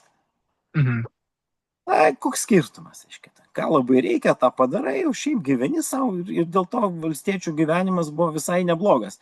Aš nekalbu apie nelaimės, apie karus, apie pandemijas, visokias epidemijas, bet taip šiaip žmonės kaime gyveno laimingai, tų prievolių gal per daug nebuvo, jos gal kažkiek pasunkėjo jau 18, ypatingai 19 amžius, jau čia ne mūsų laikai, bet reiškia, šiaip žmonės nesijautė blogai gyvena, eidavo sekmadieniais į bažnyčias, reiškia, tenai bendraudavo, ten kunigai jos šviesdavo, bažnyčia vykdė socialinės funkcijas, prižiūrėjo visokius ten, žmonės, kurie socialiniam negaliom, tai per špitolės visokias, mokyklas išlaikė bažnyčią. Tas pasaulis taip atrodė. Žmonės buvo laimingi. Tas labai akivaizdžiai matosi, kada paskaitai, jeigu karo nėra kažkokio, jeigu juos ten neskriaudžia, žmonės laimingi, jie savo namuose yra savo ponai. Jie ten, reiškia, niekas pas juos ten nelenda jų vidaus gyvenimą, reiškia, ir taip žmonės įsivaizduoja, kad viskas čia gerai. Ir nors valstiečiai savo žemės realiai neturi, jie gauna iš dvaro tą žemę, bet jie mano, kad tai yra jų žemė. Ir jie taip ir gyvena, reiškia. Ir jeigu ponas dar žmoniškas, jeigu jisai ten, pavyzdžiui, sudalyvauja kokiuose vestuvėse, ar ten būna krikšto tėvais kartais būna. Tai va, čia labai jau gerai, reiškia, geras ponas, rūpinasi, ten kažką tai daro. Tai žmonės nemanė, kad ta santvarka yra bloga. Bloga gal tik jų padėtis toje santvarkoje. Tai valstiečiai natūraliai kopijavo bajorus, norėjo būti bajorais dažnai, bet ne visi. Kiti suprato, kad bajorai turi daug pareigų, o jie pareigų neturėjo. Reiškia, valstietis neturi atsakomybės. Jis tik tai atsako už savo sielos grinumą, už savo vaikus, reiškia, tai tas savaime suprantama, bet jam kažkokių aukštų reikalavimų niekas nekeldavo, čia yra bajorų reikalai, jam čia mažai. Dėl to šita problema buvo Lietuvoje, kad šitie žmonės, jie labai netiko karo tarnybai. Kadangi nesuinteresuoti rezultatų, reiškia. Nu, tai Mhm. būdavo, kurie ten eidavo, samdydavosi, bet tai čia buvo tokie reti atvejai. Ir dėl to, reiškia, pas mus dainose lietuvių karo, tai iš esmės bajoriškos dainos yra. Tų valstiečių. Ten nuo Kosciuškos sukilimo keisis. O šiaip žmonės gyveno be atsakomybės. Tai kai mes sakom, kad jie neturėjo politinių teisių, tai nelabai jiems jų reikėjo. Dabar mes čia kalbam apie krikščionis. O dabar truputėlį apie kitas kategorijas. Yra miestai. Miestai yra ne valstiečiai. Miestai turi savivaldą, Magdeburgo teisę. Tai tas, kas yra miestietis, jisai yra, reiškia, jau svarbus žmogus, jisai turi teisės ir pareigas, jis gali daryti karjerą, jis gali dalyvauti sprendimų prieimime, bet miestiečių Seime nėra. Mhm. Čia yra mūsų silpnoji vieta valstybės. Ir jie, reiškia, ten... Sudėtinga santvarka, nepagalvotum iš šiuolaikinių perspektyvų, kaip Nu, taip jo. kasdieniškai, bet tikrai labai sudėtinga santvarka. Jo, bet jie, reiškia, tie miestiečiai, jie tenai, jų tikslas yra, jie, kaip žinot, tais dar senais laikais, kiekvienas luomas turi savo paskirtį ir funkciją. Ir jis turi vykdyti funkcijas, miesto funkciją aprūpinti paslaugomis ir pinigais valstybę. Ir tas žmogus, kuris realiai yra tiltas su valdovu, yra vaitas.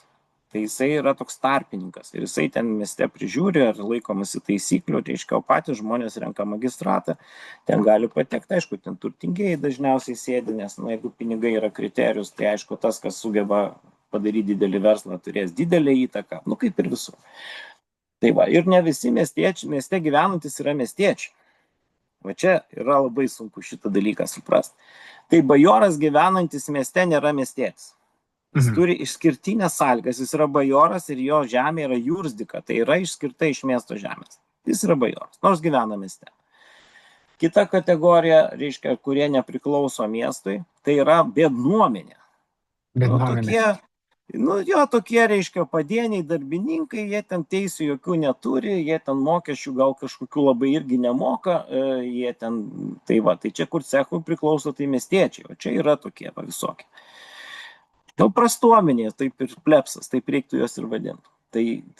Bet jie reikalingi, reiškia, jie ten, nes ten tie miestai mūsų tokie, kad savo daržus turi, tai irgi ten, reiškia, tokie, ne miestiečių mes kraštas.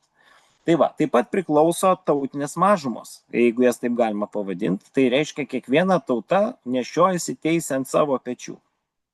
Tai, pavyzdžiui, Lietuvos žydai, jie nepriklauso miestiečių ir nei jokiam bajoram, jie yra žydai. Jie turi savo teisę, kahalo teisę, turi savo bendruomenės, gali privačiuose gyventi, gali leistose vietose gyventi. Ir, pavyzdžiui, žodis getas, kur mums asocijuojasi su tokiais jau labai blogais dalykais, tai nieko blogo nereiškia senesniais laikais. Tai tiesiog buvo žydų miestas, kuris turėjo ten savo. Jie ten gyveno pagal savo tvarkas. Dažniausiai valstybė nelindo jų reikalus. Jie turėjo ten rabinų savo tokią valdžią, reiškia, su ta valdžia bendravo. Ir jeigu ten apsidėdavo mokesčiais arba apdėdavo mokesčiais, nes žydai nedalyvavo Seimo veikloje. Bet jie turėjo labai gerą būdą, kaip įtakoti sprendimus, jie skolindavo pinigus tiem patiem didikam. Ir tada ten visą laiką gali paspausti, kad tada atiduok visus pinigus, galim gal atidėti. Jie rasdavo, kaip veikti. Bet aišku, čia nėra stipri opozicija, čia yra jau tokia, jie taip išgyvendavo. Bet miesteliuose žydai labai Lietuvoje dominavo, daug jų ten buvo, reiškia. Ir beje, žydų bendruomenė buvo panašiai organizuota kaip ir visa valstybė. Tai buvo labai svarbus ir turtingi žydai, kurie valdė ir verslus, ir kitus dalykus, ir labai daug biednų žydų.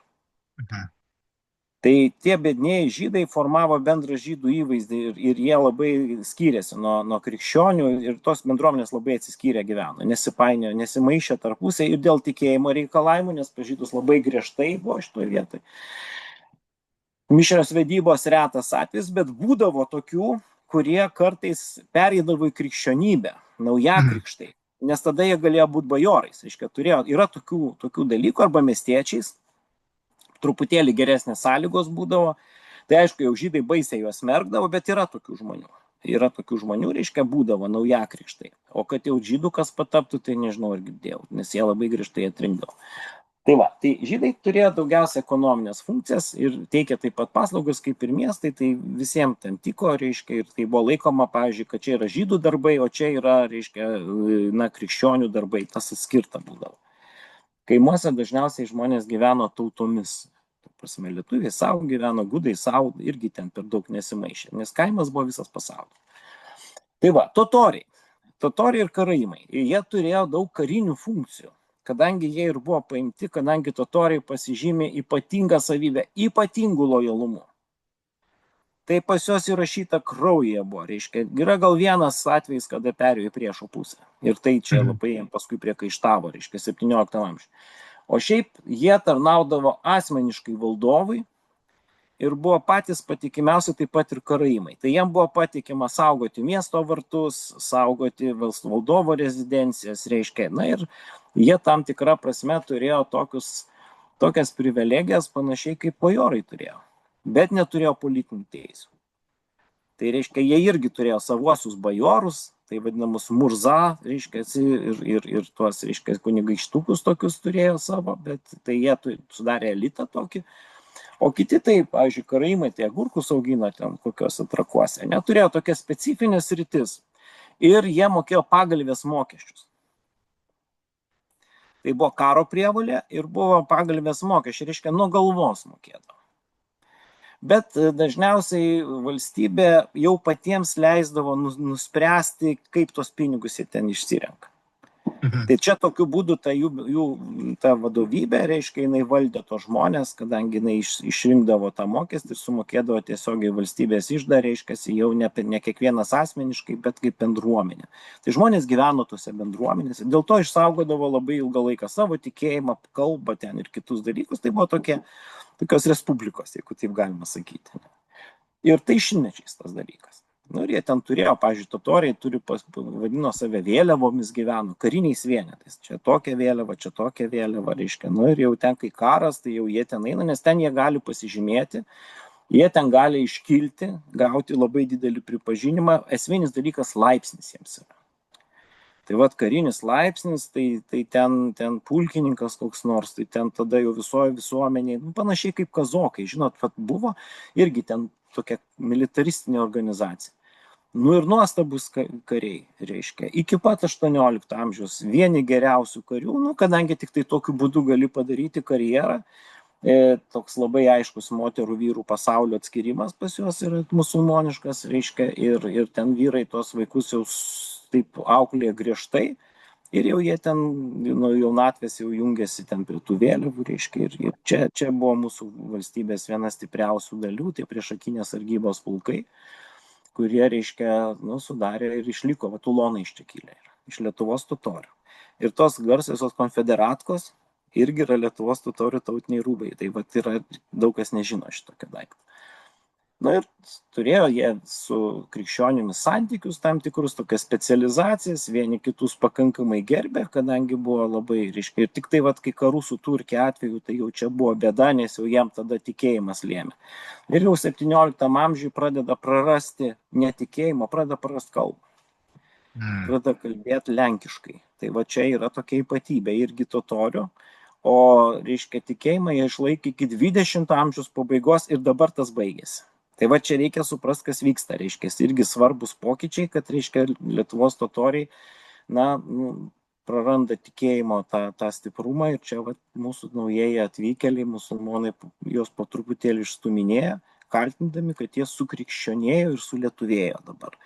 Tai čia įsivaizduokit, kiek šimtų metų mes esam šitų procesų tam tikram tęstinume. Bet jie išsaugo tas ypatingas savybės, tai yra tą lojalumą valstybei, tą reiškia tokį suvokimą, kad Vytautas jiems yra, aš nežinau kaip pasakyti, totoriam Vytautas yra dar didesnis autoritetas negu lietuviams. Sunku tai pasakyti, bet tai yra jų, vos ne šventasis. Aišku, negali būti šventasis, bet toks idealas, už tai jie Raižiuose tam pastatė tą paminklą. Ta prasme, čia jiems yra, jie asmeniškai tarnauja ne valstybei kaip respublikai, bet valdovui kaip asmeniui. Tai va, tai čia toks mano gal bendras vaizdas, kad jūs pamatytumėt, kaip atrodo, o dar šalia šitos visos sistemos egzistuoja įvairios dar visokios grupės. na, apie kurias mes dažniausiai nešnekam. Tai yra plėšikai, vagys, elgetos, reiškia visa bažnyčia, bažnyčios kelios.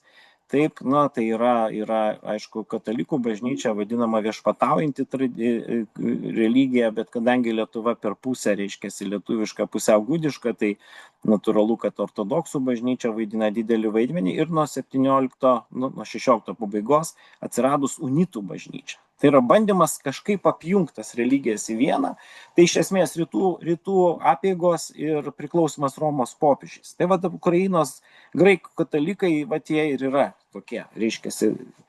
Aišku, Rusijai baisiai jie netiko, tai jau su jais labai žiauriai elgėsi ir po šiai dienai juos naikina Baltarusijai. Tai va, tai žinoma, kad ta bažnyčia vaidina didžiulį vaidmenį, aš apie ją užsiminiau, kad švietimas ir socialinės paslaugos jos rytis turi didelį žemėvaldą, daug žemių, reiškia, iš ten jų pinigai, ne iš aukų parapijonių kaip dabar, o iš tų žemių jie gyvena, tie valstiečiai mokesčius moka tiesiogiai bažnyčiai. Nu tai jie tokiu būdu yra ir stambus žemėvaldininkai, dar galima vadinti jos feodalais, nors nuo bažnytinių žemių, reiškia, jos kariuomenės nestato, negalima bažnytinėse žemėse rinkti, išskyrus jeigu pati bažnyčia apsiima tą. Tai yra, jeigu šventas karas, tada gali apsidėti mokesčiai subsidijum charitatyvum, yra latiniškas terminas. Tai yra savanoriškas paukojimas, tai va su turkais, kai karai būdavo, tai jau bažnyčia tada, reiškia, savanoriškai neždavo dalį pinigų arba suteikdavo kažkokias ten paslaugas arba leisdavo kareivius rinkti, bet dažniausiai jie imunitetą turėjo. Bažnytinės žemės šitoje vietoje buvo laikoma, kad čia Dievui skirtas reikalas. Dėl to galėjo statyti vienuolynus, bažnyčias ir kitus dalykus, nes turėjo pajamų. Ir dar mokėjo mokesčius Romai, be jokios abejonės, kaip ir šiandien. Tai vienu žodžiu, ta sistema veikia. Kitos bažnyčios veikia kitaip, tai ten protestantai jau turėjo savo tokią santvarką, reiškiasi, bet mes tą turim irgi matyti. Tai mato, tas pasaulis toksai margas, visi turi savo teises, visi turi savo pareigas, bet visi turi ir tas, sakykime, misiją, ką jie turi toj visuomeniai daryti. Na ir žmonės tarp luomų judėjo taip pat, bet nedaug. Nu tai aišku, jeigu žmogus linkęs, tai galėjo į vienuolius eiti, taip ten kunigus, bet, pavyzdžiui, viskupais jau nekilmingas nebus, ten nebent kažkas labai pasistengtų. Tai, reiškia, visur ta luominė santvarka vis tiek atsispindėdavo visose tose, reiškia, dalykuose ir žmonės manė, kad tai yra teisinga. Manė, kad taip ir turi būti ir pavyzdžiui, galėjo būti, jeigu koks nors, pavyzdžiui, valstietiškos kilmės žmogus, bet labai linkęs į riteriškus dalykus, kaip vadindavo į karą. Tai tada tokius vaikinus pasiimdavo bajorai, buvo speciali pareigybė, vadinamieji, kaip čia juos pavadinti lietuviškai, draugais jie vadinasi. Draugai yra bajorai, o juos palydovai arba eiliniai, arba tarnai ten labai daug įvairuoja. Ginklanešiai. Ginklanešiais gal net kitą reikšmę turi, bet toksai iškėsi, tokia vadinama počta, jie lenkiškai vadindavosi, tai vienu žodžiu, tai ten tie galėjo būti žmonės, jie irgi tada bajoras juos apginkluodavo, jie kartu juos lydėdavo ir, pavyzdžiui, jeigu jam gerai labai sekdavosi, pasižymėdavo karo metu, kažką tokio padarydavo, išgelbėdavo ten kokį karalių, ką nors tokio labai padarydavo, tai galėjo būti nobilituoti. Tai kažkiek jų iškildavo. Ypatingai miestiečiam tas būdavo. Jeigu, pavyzdžiui, tas miestietis, nes vis tiek, žinot, miestiečiai, jie iš amatininkų kilę, jie tuose techniniuose dalykuose geriau orientuotas. Tai ten, artilerijų, inžinierių, tai jų ten būdavo daugiau šiek tiek. Tai jie galėjo būti nobilituoti. Ir taip pat reikia neužmiršti, kad dar yra ir pas mus užsieniečių nemažai. Reiškia, tai užsieniečiai, ten kokie škotai gyvenantis Kėdainiuose, tai čia jie yra Respublikos gyventojai. Jie tiesiog turi savo pagalvės mokestį, tarp kitko labai aukštą. Škotai turėjo daug mokėti, nes geri buvo, reiškia, kieti darbuotojai, darbininkai arba miestiečiai. Tai va, bet jie priklausė miestiečiai. O būdavo ir užsieniečiai, pavyzdžiui, karo tarnyba.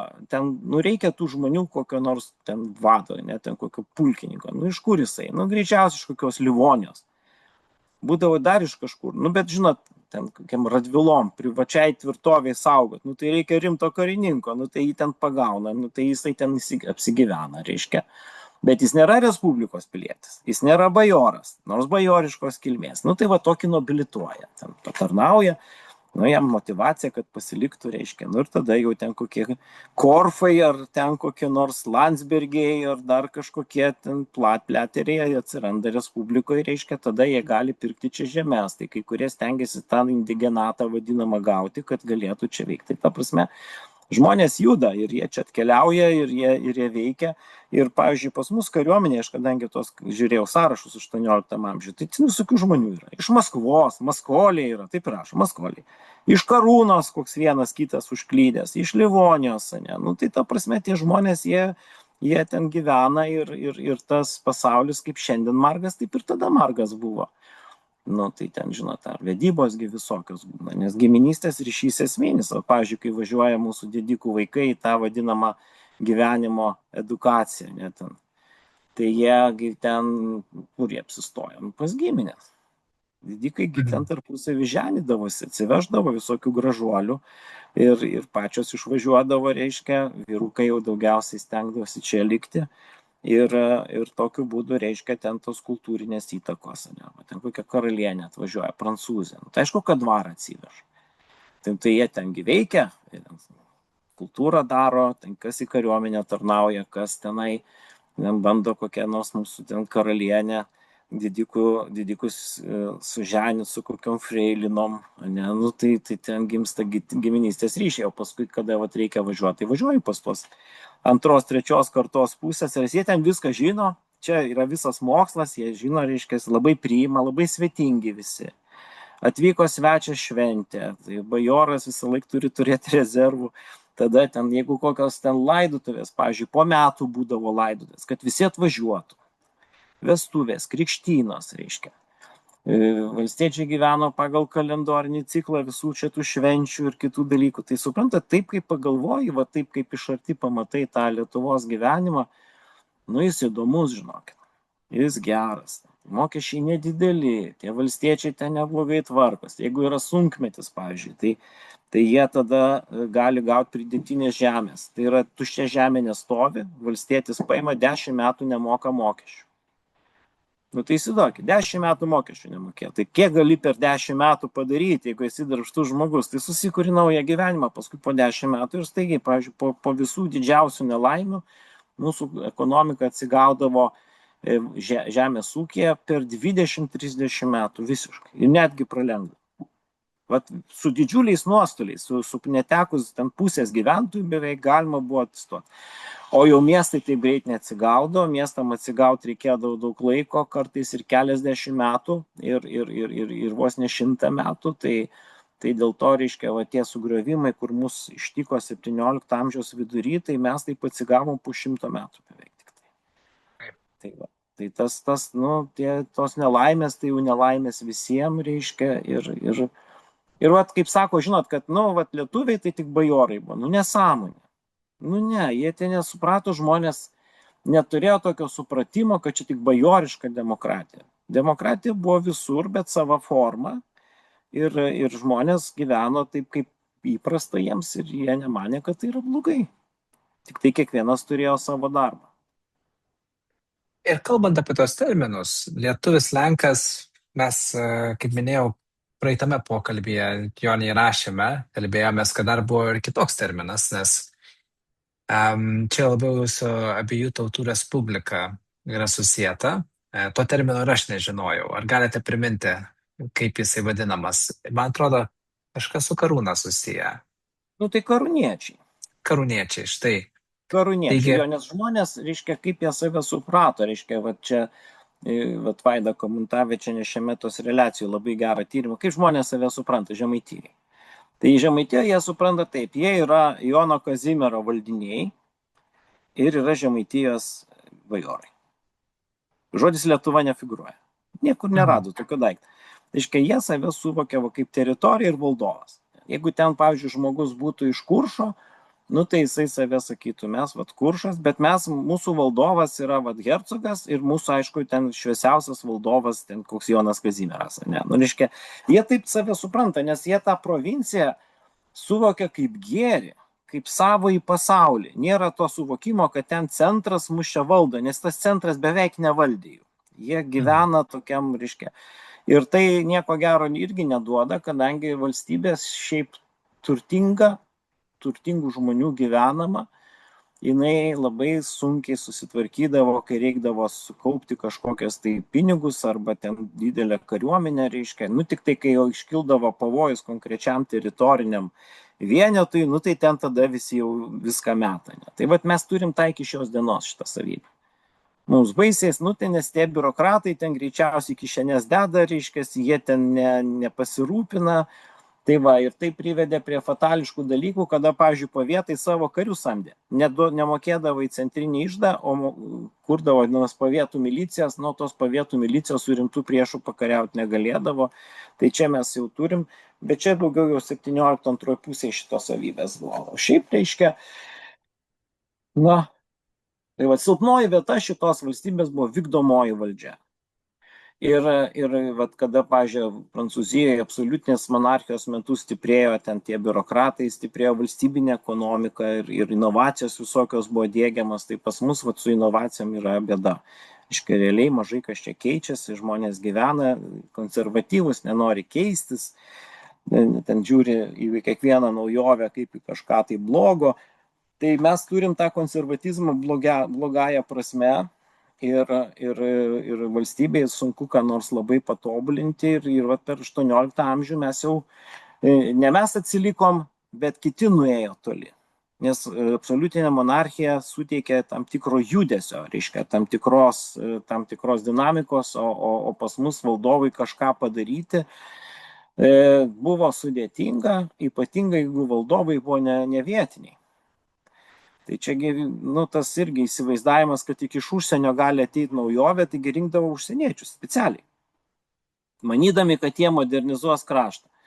Nu, tai kai kurie gal taip ir darydavo. Koks Zigmantas Vaza, tai gal ir daugiau ką tai nuveikė, reiškia, Vladislavas Vaza, be abejonės daug padarė. Nu, bet saksai, nu, jie vis tiek jiems Saksonija svarbesnė. Nu, taip, nu, jiem titulas reikalingas, viskas sustoja, reiškia, jokių inovacijų, valdovo rūmai netlieka funkcijos, valdovo rūmai yra Dresdenė. Ten statomi rūmai, taigi mes ten važiuojam, ne, pasižiūrėti ten visokių cvinglių, reiškia, ir kitų dalykų. Nu tai čiagi jie, tie valdovai, tas inovacijas ir darė pas mus. Nu tai ką, nu tai pastatė gal rūmus Varšuvoje, o ką Lietuvoje pastatė? Nieko. Kaip sugriovė valdovų rūmus 17 amžiuje, taip ir stovėjo iki 18 pabaigos griuvėsiai, tai niekamgi nerūpi. Tai va, matot, kaip čia yra. Tai va, kada tą matai pasaulį, tai supranti, kad tai, kaip mes jį įsivaizduojam, tai labai toli nuo to, kaip ten iš tikrųjų kas dėjosi, reiškia. O tie žmonės, jie gyveno savam pasaulį ir dėja tas Respublikos išsaugojimas tam tikrų laikotarpių nepailgino mūsų gyvenimo. Ir grįžtant truputėlį prie totorių karaimų temos, jūs minėjote, kad totoriai, nors būdami musulmonais, buvo labai kitokiais musulmonais, negu mes, tarkime, suprantame atvykėlius dabar į Lietuvą, kurie yra iš musulmoniškų šalių ar tiesiog nešantis šį tikėjimą. Ir turint omenyje, kad karinis rangas buvo toks svarbus, kad valdovas jiems buvo toks svarbus taip pat, taip ir Vytautas buvo, tarkim, jiems sureikšminamas. Ir kiek esu šiaip girdėjęs ir matęs, totoriai tikrai puikiai integravosi į gyvenimą Lietuvoje per šimtmečius ir man atrodo, jokių didesnių problemų aš bent jau man niekada neteko girdėti apie totorius ar karaimus ar vėl ką. Dabar šitos naujosios realijos, tarkime ir su ta Kauno mečete, čia dabar visur žiniuose galima, visur antraščių pilna paskaityti, pasiklausyti taip pat, kas vyksta. Na ir atsiranda toks konfliktas, atrodo, tarp mūsų Lietuvos totorių ir naujai atvykusių žmonių. Ir tas konfliktas toks galbūt daugeliu yra sunkiai suprantamas. Iš vis, kaip čia gali būti tas konfliktas, konfliktas atrodo yra kaip vidiniai bendruomeniai, bet ta bendruomenė nėra vientisa. Ta bendruomenė arba tos bendruomenės yra plačiojoje bendruomenėje, kas yra Lietuva kaip valstybė ir visuomenė. Ir situacija atrodo gana kompleksinė. Nežinau, kaip jūs ją matote iš istorinės prizmės arba net ir šiuolaikinės prizmės, nes jūs turite keletą kepurių. Vis dėlto esate profesionalus istorikas, bet tom pačiu metu ir esate Seimo narys, esate politikas. Taigi, nežinau, kurią kepurę dabar jums čia geriau pasiūlyti užsidėti, ar istoriko, ar politiko, ar pabandyti abi vienu metu, pasiaiškinant šitą situaciją, kurią turime mes dabar. Kaip jums atrodote, ar tai yra, kaip jūs ją vertinate iš savęs, bendrai paėmus? Nu tai, matot, žodis totoriai yra terminas apibūdint gana didelės geografijos gyventojus. Ir nors totoriai savo valstybės tokios neturi, kažkada turėjo Krymo totoriai savo khanatą. Maskva Kazanę užėmė dar 16 amžiui, Ivano Rūsčio laikais. Bet kadangi jie turi tam tikrą tapatybę, totorišką, tautinę ir tuo pačiu religinę, tai jie turi savo institucijas. Ir ten dažniausiai rinkdavosi Kryme, bet taip pat Turkijoje gali rinktis, Rusijoje kažkada rinkosi, Lietuvoje rinkosi. Tarp kitko, Lietuvos totoriai yra labai svarbus šito. Ir Adas Jakubauskas, jisai čia buvo lyderis vienu metu viso šito judėjimo. Tai dabar ten mano kolegos Seime ten jį kaltina, kai jis ten į Rusiją važinėja. Nu tai kaip jis gali nevažinėti, jeigu ten totoriai gyvena? Nu ta prasme, čia žinot, mūsų stereotipinis mąstymas nesupranta tokių dalykų, reiškia. Ir jisai ten gali kažkur ir susitikti ten su kokiu nors Rusijos prezidentu. Dabar tai ne karas, bet kol nebuvo karo, tai vis tiek. Tai va, ir Turkija ten, aišku, vaidina didelį vaidmenį, nes ten jiegi buvo, reiškia, tų Turkijos vasalais kažkurį laiką Krymo totoriai. Tai va, tai jie turi daug visokių, žinot, reikalų tie totoriai. Ten, pavyzdžiui, jiems gyvenimo draugą kaip susirasti. Tai mums čia paprasta, kaip pas mus, gali bet ką žiūrėti. O pas juos reikia išsaugoti, tai jie sunkiai randa imti tiesiog tų žmonių, reiškia. Tikrai stengiasi išsaugoti tapatybę, tai turi specialius renginius, kur tiesiog suvažiuoja jaunimas, kad paieškoti vieniem kitus. Čia gal mūsų emigrantai tik tokius dalykus gali suvokti, bet jie išlaikė šimtmečius, įsivaizduoja, tai čia yra nepaprastas dalykas. Tai va, tai tas pasaulis yra kitoks jų ir aišku dabar, kai jos veikia civilizacija taip, kad ir visus kitus, sunkiai jie su to susitvarko ir labai daug kas sulietuvėja, veda krikščionės, jie žmonės iš esmės tolerantiški, tai natūraliai pradeda ten vaikščioti irgi į bažnyčią. Dabar nauji atvykėliai iš įvairių šalių, taip pat gaunantis Turkijos paramą. Turkija čia formuoja. Kas labai svarbu yra paminėti šitą dalyką jo. Aš kadangi priklausau turkų draugystės grupiai, tai ten man jie visai atrodo labai gerai ten dirba ir ambasadoriai jų nuostabi ir taip toliau. Renginiai jų gražus, reiškia. Tikrai deda pastangas. Bet natūraliai, kad tos dvi bendruomenės, net ne viena, ten jų daug iš tikrųjų yra tų bendruomenių, bet jos jungia islamo išpažinimas, reiškia, jos turi visiškai kitas išeities pozicijas. Vieni turi 100-metinę patirtį, reiškia, ir ten istorijas ir visus kitus dalykus ir jau tam tikrą ištirpimą. Irgi neofitų pas juos nemažai buvo ir 17 amžiuje yra totorių giminių perėjusių į katalikybę, pavyzdžiui, dėl karjeros dažniausiai, kartais dėl bendrų santuokų. Tai vienu žodžiu, jie tokie jau atrodo ganėtinai silpni, reiškia, valstybiškai jie ten turi stiprias, o tie naujokai, reiškia, jie bando įsitvirtinti. Jokių būdų islamas nėra kažkokia labai karinga religija, kaip mes dažnai ją pristatom, reiškia, čia krikščionybė žymiai karingesnė, jeigu jau taip pažiūrėti kryžiaus žygius.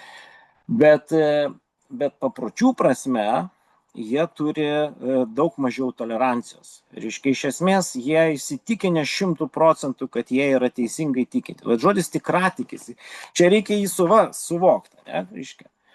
Tai ortodoksas irgi panašiai taip save įsivaizduoja, pravo vierni, teisingai tikintis, ne, bet tikratikis, jisai yra svarbu, reiškia, jie skirsto pasaulį musulmonus ir ne, ir pas juos yra paprastesnė, bet griežtesnė tvarka, kaip ten turi žmogus gyventi, ką galima, ko negalima, panašiai kaip žydai. Arabai irgi turi, reiškia, bet bendrai musulmonai, reiškia, ir jie, aišku, ten turi regioninių skirtumų natūraliai. Bet kada tos dvi bendruomenės sueina, tai tikrai Lietuvos totoriai nėra stiprioji pusė. Tuo labiau, kad Lietuvos valstybė šitame nedalyvauja, nes neturi, jūs paklauskite, kas to turėtų užsimti ir jūs neturėsite atsakymą. Mes neturim Vytauto Didžiojo. Mūsų prezidentas tikrai, aš kalbu ne apie asmeniškai žmogų konkretų, bet kaip institucija, jis iš esmės nėra suvokimo, kad jis tęsia abiejų tautų respublikos valdovo tradicijas. Prezidentūrai nekabo galvos. Aš jau kelis kartus čia su patarėjais kalbėjau. Sakau, kas nors turi rūpintis šitą karalystę. Už visumą, apžiūrėti, kas čia darosi, kas čia vyksta. Ir Lietuvos valstybė sako, bet tai įstatymė parašyta, kad čia ta bendruomenė religinė pati ir sprendžia. Tai jeigu tos religinės bendruomenės narių skaičius iš tų atvykusių žmonių, čia visokių tų žmonių yra ir Libane, ir kitur, ir Libanas daugiau, kad krikščioniškas kraštas, bet yra iš Sirijos, pavyzdžiui. Tai dabar daugėja tie, kurie čia važinėja, reiškia, boltai. Tai jų ten, tie dviračiai stovi dabar Kaune prie mečetės, aš jų pastebėjau, jų ten tokia mėgstama susitikimų vieta. Tai vyksta pokytis. Ir tas pokytis, jisai turi dinamiką didelę, nes daugėja tų žmonių atvykstančių. Nes mums žmonių vis labiau reikia. Baltarusių prisijimti bijom, nes jie tenai gal kokie nors nelojalūs. Tai kas tada? Atvažiuoja iš Kazachstano, dar iš kažkur tai žmonės, kurie išsaugojo dar nemažai, nors iš sovietų labai paveikti, bet išsaugojo daug įvairių tokių savybių. Dar vyksta žmonių iš viso pasaulio, iš Pakistano, iš kur tik nori. Kas jūs jungia? Jūs jungia religiją. Iškia, tai yra jų tapatybės dalis ir jie tada tenai tose vietose. Tai tas procesas, reiškia, jeigu mes pažiūrėsime Vokietiją, jisai gali išaukti iki tokio lygio, kad jie gali sudaryti jau naujo pobūdžio getus ir tada jie gali pradėti formuoti politiką. Ir jie taip darys, be jokios abejonės. Iškia, nereikia turėti iliuzijų. Jie tam turi teisę. Jie viską daro pagal įstatymus. Jie nėra kažkokie teroristai, nes dar aš negirdėjau, kad Lietuvoje būtų kas nors kažką tai panašaus tokio padaręs. Bet jeigu ten atsiras didelės labai grupės, tai mes turėsim konfliktus. Ir tie konfliktai, jie tada bus sunkiai sprendžiami, nes tuo metu, kada jie turi dar noro daug pasiekti, jie atvažiavo iš bėdos kažkokios, atvažiavo čia į tą, tai sakykime, turtingą ir silpną visuomenę. Aš mūsų visuomenę įvardinu kaip silpną, kadangi mes nestiprinam jos, mes taip pasąmoningai norim, kad ištirptume, kažkur taptume kažkuo kitu, tai čia tokie pasąmoniniai dalykai šių laikų. O jie ateina, reiškia, kurie labai konkrečių dalykų nori, jiems reikia tiesiog gyvybinės erdvės, kurie galėtų augti, auginti savo vaikus, reiškia, ir jie dirba, jie teisėtais būdais tą dalyką įgauna. Tai va. Ir natūralu, kad jie stiprės, o mes silpnėsim. Tai va dėl ko, reiškia, šitas procesas, jisai momentiškai, ir tu nieko negali tiem žmonėm prikišti, jie nieko blogo nedarė, mes siūlom darbą, jie dirba, mes džiaugiamės, kad mums nereikia dirbti tam tikrų darbų, bet rezultatas bus toks kaip Vokietijoje, reiškia, po kažkiek tai laiko. Tik tai tiek, kad, kaip sakyti, nei vienas procesas nevyksta į vieną pusę, jisai paskui, kada jau iškyla pavojus bendruomeniai, jinai pradeda gintis. O taip kaip dabar naujas migracijos įstatymas Europos Sąjungoje, jau dabar galų gale suprato, bet jau kai kuriem kraštam aš nežinau, kaip jie ten atsities. Nes tas, kuris nori kažką padaryti, yra pranašesnis už tą, kuriam visko užtenka. Faktas. Jo, pritariu jums ir mąstant apie situacijas skirtingose šalyse, jūs minėjote Vokietiją, tarkime, mes juk šiaip Lietuvos naujienų portalai, jie yra tokie įdomus, savotiški, nes jeigu neskaitai naujienų iš kitų šaltinių, tarkime, kitų valstybių naujienų ir panašiai, atrodo, kad pasaulio vaizdas visai kitoks. Svarbiausia, kas kokį rankinuką nešioja, bet yra daug įdomesnių naujienų, kurios susijusios su Europą, ir jeigu seki naujienas iš Vokietijos, iš Prancūzijos, iš Anglijos ir taip toliau, pamatai, kad ten visokių dalykų įvyksta kasdien, įvairių ir ne pačių geriausių dažnai. Ir tada pradedi galvoti apie savo valstybę. Mes turim kitas savo problemas, kurios vyksta joje, žinoma, faktas. Mes sureikšminam kai kurias problemas žymiai labiau negu kitas, bet tas toks galbūt žvilgsnis į vieną pusę, toks labiau siauresnis kartais gali mums sukelti ir įvairių problemų ateityje. Aš aišku, taip kalbu labai abstrakčiai, kad nieko neižeičiau per daug, bet man atrodo, kad gali būti įvairių nesutarimų ateityje, nes aš nežinau, kaip sakėte, va tas tolerancijos dalykas, kad jeigu viens kito netoleruoja dėl religinių sumetimų, tai gali iššaukti didelių konfliktų ateityje. Ir aš nežinau, kaip Jūs manote, kaip galima būtų mums jau iš karto ruoštis tam, kad tų konfliktų ateityje nebūtų, nes Jūs minėjote, kad mūsų šiuo metinė tokia visuomenė yra gana silpna, iš tos pusės, kad visi visko kaip ir turi, tie ištirpimo procesai yra tikrai matomi, bet vis tiek, jeigu mes galėtume taip kaip visuomenė, kaip valstybė kažkaip stengtis užbėgti įvykiams už akių ir išvengti galimų konfliktų ateityje įvairiais rakursais, įvairiais kampais. Pradžioj pradėkime nuo religinio, nes religinis rakursas eina kartu su įsitikinimais, kaip žmogus turi gyventi, elgtis ir taip toliau. Ir čia gali būti nesutikimų ilgalaikėje perspektyvoje. Tai ką mums čia daryti, kad nebūtų tų problemų vėliau? Pagrindinis dalykas, apie kurį mes mažiausiai šnekam, tai yra mūsų visuomenės stiprybė. Ir stiprybė, mes kalbam apie atsparumą, pavyzdžiui, dažnai. Aš tai kartais sakau, mes visiškai neatsparus. Nes mes nedarom tai, kas daro mums lietuviškąją ar ten krikščioniškąją tapatybę. Nes taip atrodo, kad mes čia savo kažkokiom kažkokiais tenai, reiškiasi, nevyriausybinėm organizacijom, laikinai sukurtais komitetais, laikinai valdančiais Seimo nariais ar dar kažką, reiškiasi, mes čia labai atsparus. Tai ne, esminis dalykas, kas formuoja tautos stiprybę, nes čia yra tautiniai dalykai, čia valstybė mums nepadės, nes jeigu valstybė taps daugiatautė, tai natūraliai jinai turės būti kompromisų valstybė. Ir taip ir buvo visais laikais, tai mes turime turėti tą tautinę stiprybę, tautinę religinę tapatybę. Ir jeigu tu to nedarai mokyklai, jeigu tu neformuoji pasididžiavimo savo tautą, neformuoji tam tikro ryšio su mūsų dominuojančia, reiškiasi, katalikų bažnyčia ar platesnė prasme krikščionių bažnyčiom, reiškia, tai tada būsi silpnas. Nes ką nustato religija, kas yra gerai ir kas yra blogai. O šitos funkcijos niekas kitas nedaro, nes liberalizmas, jisai sako, visi čia vienodai geri, čia visi turi savo nuomonės, panašiai. Tai tas požiūris, jisai leidžia žmonėm geriau sugyventi. Ir tai nėra blogai, nes yra, pavyzdžiui, tradiciškai skirtingos religijos. Mes dabar turim labai didelį artėjimą tarp krikščioniškųjų bažnyčių. Šitas gailestingumo kongresas, kur buvo, tai čia ir Konstantinopolio patriarchas atvažiavo, tai čia prieš 200 metų, čia būtų reikalų. Tai reiškia, o dabar mes turim labai gerą sutarimą ir mūsų ir protestantų, reiškia, čia vadovai ir sutarė visi ir mes Seime turim čia tokį renginį visą laiką, visi ateina hierarchai. Ir kai būna kažkokia šventė, pas mus Seime, pažiūrėkit, ten sėdi visų religijų vadovai. Labai geras daiktas, man patinka toksai.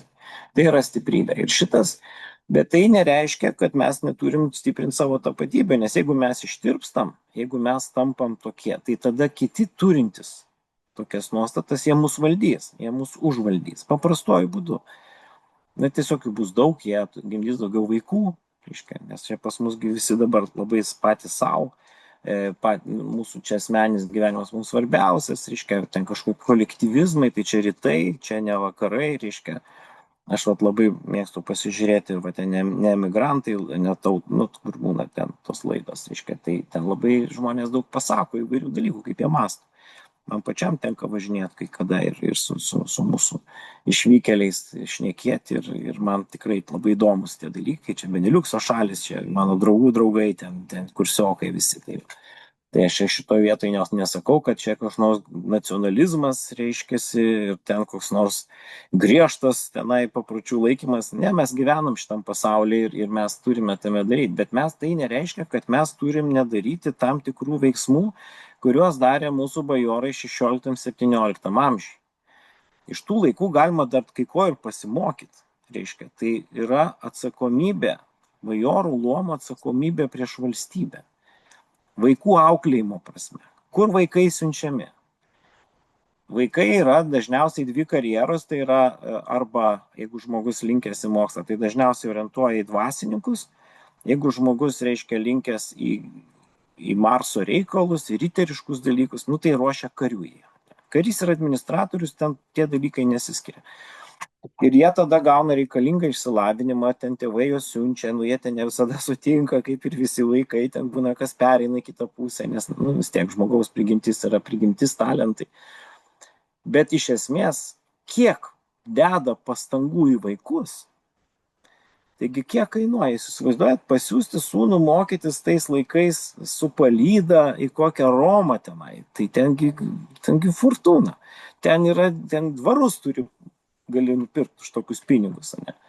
Bet siunčia, reiškia, už tai, kad tai yra svarbu, bet jie visą laiką supranta, kad tas žmogus, jisai gauna investiciją tam, kad grįžęs valdytų valdas, nes tie didikai, reiškia, ar bajorai, jie susiję su žemėvalda. Emigracijos labai nedaug yra. Dėl to, kad tavo žemės yra čia, jas reikia prižiūrėti, reikia jas išsaugoti, išlaikyti, nes tu pririštas prie žemės. Tu negali, kaip mes dabar sakom, o jeigu ateis rusas, tai aš pabėgsiu ten į kokius Kanarus, ten pas mane bunkeris ir aš ten sėdėsiu. Ne? Kur tu pabėgsi, jeigu tavo žemės čia yra? Tu priverstas tvirtovę statyti, ginti, reiškia mokytis, turėti savo asmeninę kariuomenę, ten nežinau, įgauti patirtį, taigi rizika žūti visą laiką yra ir tais laikais. Tai reiškia, tai va čia tas santykis su žeme, santykis su tėvynė, santykis su šeimos tradicijom yra be galo svarbus. Ir jau, kaip pasižiūri, pavyzdžiui, tokias, čia garsiausia giminė Radvilos, kaip jie sugebėjo išlaikyti šitas savybės kelis šimtus metų, tai jie irgi gali ten prasigerti, reiškia, pralošti kortom dvarus ar dar ką nors. Nieko panašaus, jie sugeba ir ten labai didelį vaidmenį vaidina šitoj, sakykime, šeimos politikoje moteris. Mes dažnai galvojam, kad čia vyriški reikalai. Yra vyriškų reikalų, bet yra moteriškų reikalų, vestuvės visokios ir kiti dalykai, giminystės ryšiai reiškia. Ir ten daktarai visokie, kurie padeda išvengti laikų tas baises, reiškia, gimdymas baisiai sudėtinga procedūra, čia ne šie laikai.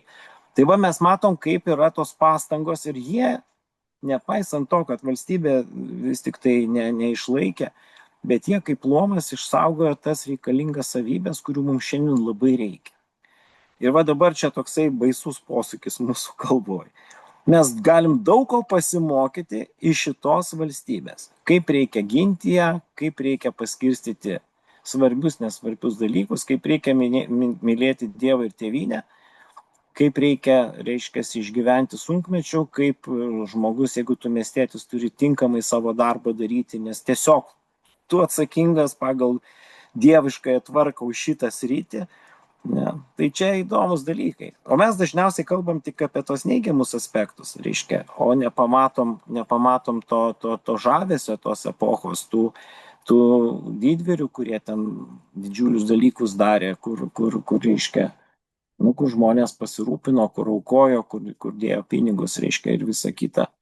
Na ir tuo pačiu metu nekartoti tų baisių klaidų, kaip mes tą vykdomąją valdžią niekaip nesutvarkėm.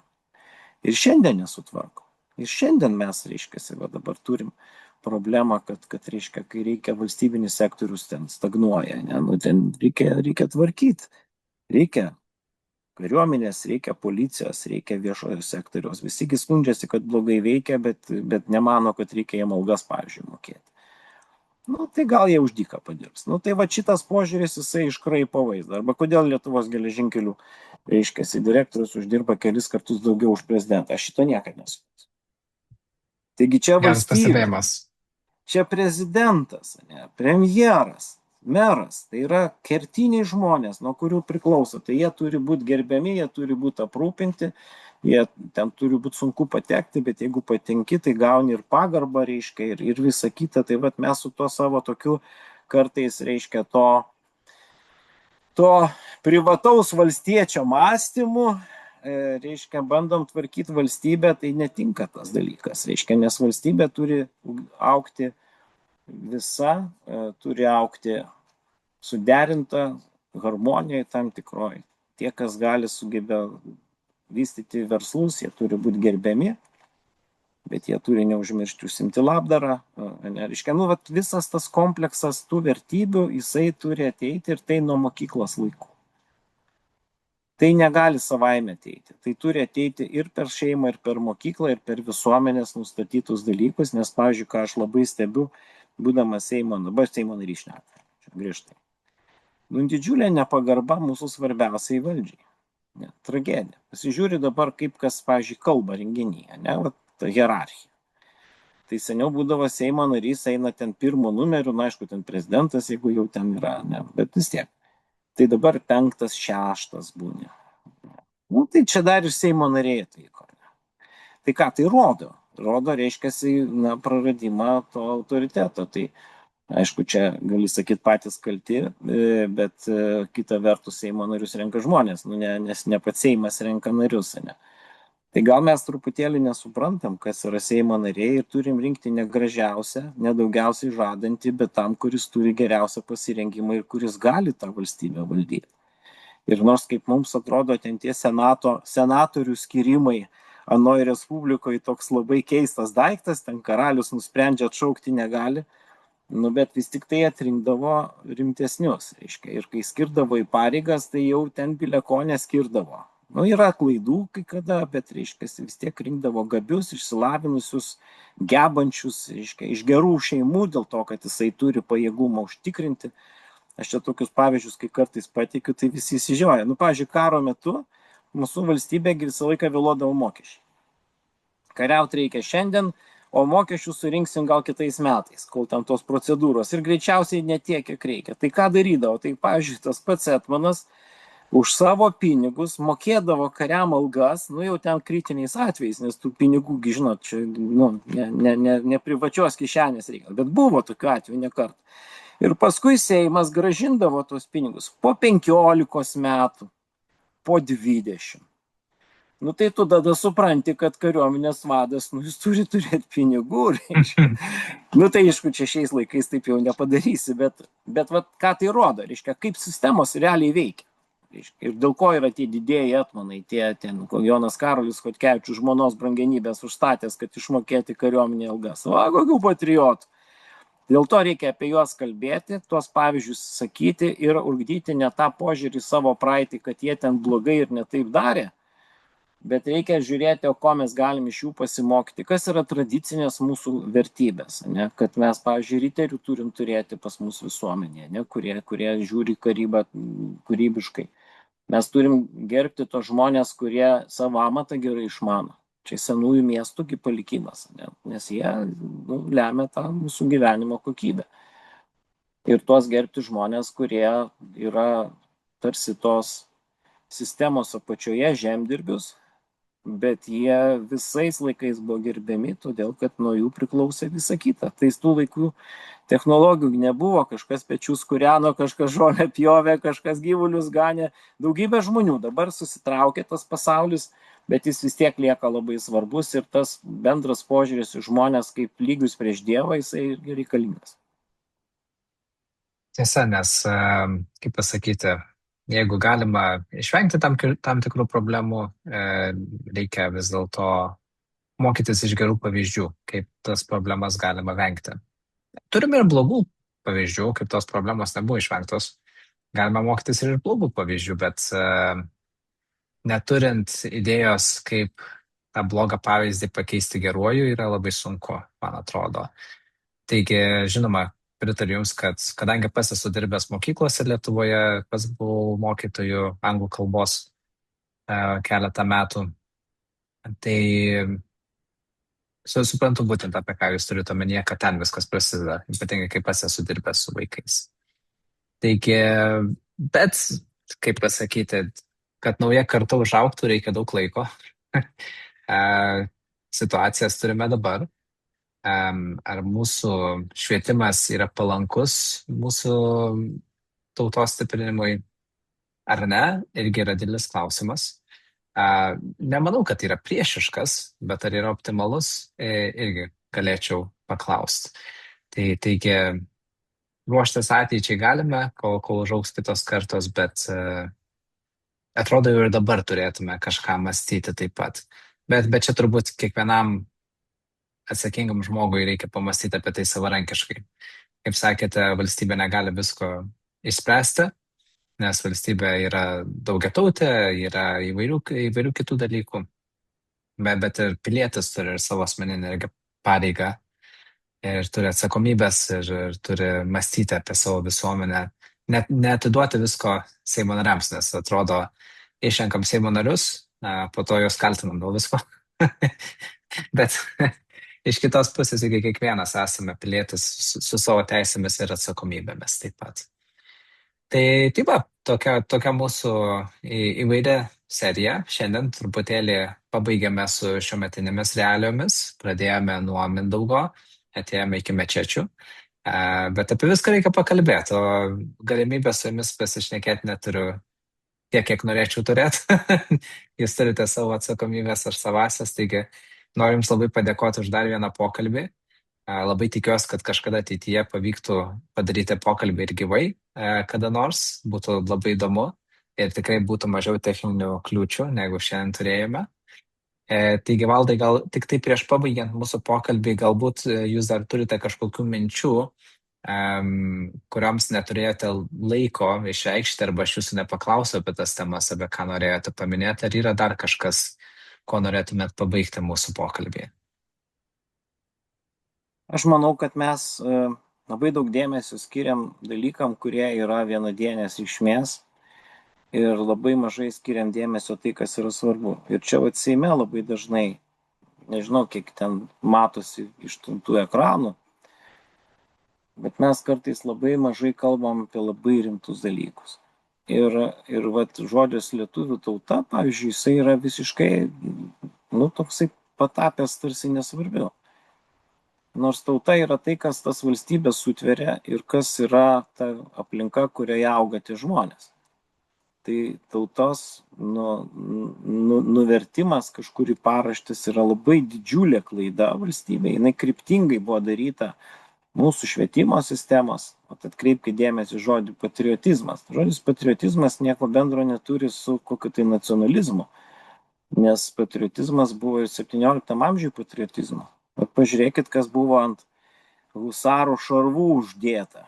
Įsivaizduojat, devizai tenai. Ten yra toks kryžius, nes su turkais karas vykdavo ir uždėta prodeo et patria. O koks patriotizmas? Tos respublikos patriotizmas. Tai jis niekiek neprarado įtakos ir šiandien. Ir mums reikia Dievo ir tėvynės, kaip kelrodžių žvaigždžių, kaip mūsų tos tokios krikščioniškai lietuviškos, reiškiasi, ten kažkuria prasme romėniškos kultūros, reiškiasi pagrindas, mūsų tolerancija, kuri leido mums išgyventi pakankamai, toleruojant kitus žmonės, sugyvenimas su tai žmonėmis. Tai yra mūsų visa ta aplinka, kurią mes turime tęsti. O mes turim labai bjaurią ligą, kuri jau senai turėjo baigtis, tai yra tokį beprotišką kopijavimą. Nežiūrim, kad tas kraštas protestantiškas, nežiūrim, kad galbūt nieko gero iš to neišeis, galbūt mums netinka. Kopijuojam. Ir, pavyzdžiui, tas kopijavimo modelių keitimas būdingas švietimo sistemai, tai yra didžiausias dalykas. Bet ar jūs girdit kritiką? Realiai Lietuva turėjo sukurti savo švietimo sistemą jau per tos 30 metų, jį sustiprinti, tęsti, po truputėlį modernizuoti, kaip ir bet ką. Tai mes šito nepadarėm ir dabar turim šitoj vietoj labai didelių problemų. Lygiai tos kultūriniai dalykai, reiškia, mums kultūra niekad nebuvo svarbi. Dabar, kol revoliucijos neprasidėjo, tai ten jau, kaip skirsto ministrus, čia svarbus ministrai, ekonomika, kokia nors krašto apsauga, jau kultūra, tai ten kas nors pabus. Tai o kultūra realiai nustato testinumą visų procesų. Jinai paaiškina, kas yra žmonės ir kultūra yra mūsų tarptautinės įtakos formavimo pagrindas. Ne? Tai mes neturime tokio reitingavimo daryti. Aš manau, kad reikia mums suprasti, kad tas pasaulis visas yra svarbus ir ten tie žmonės, kurie dirba kultūroje, jie yra lygiai tiek pat svarbus, kiek tie, kurie uždirba didelius milijonus, nes vieni be kitų nieko nepasieks. Labai gerai. Ačiū Jums, Valdai. Na ir tada linkiu Jums šiek tiek vėsesnės vasaros, šiek tiek lengvesnių posėdžių, šiek tiek svarbesnių temų, kaip sakėte, didesnių, jeigu reikia, ne vien tik tai realijų. Aš atsimenu savo mokyklos, va, kaip ir kalbėjome, posėdžius. Posėdis vyksta, kartais galvodavau, kodėl aš čia. Nes su manim tai absoliučiai mano darbo nėra susiję. Taigi, visą laiką visko būna, bet Jums labai labai dėkoju ir tikiuosi iki pasimatymo ateityje. Iki Pauliau, iki Viso žiūrovai. geriausio. Ate. Ate.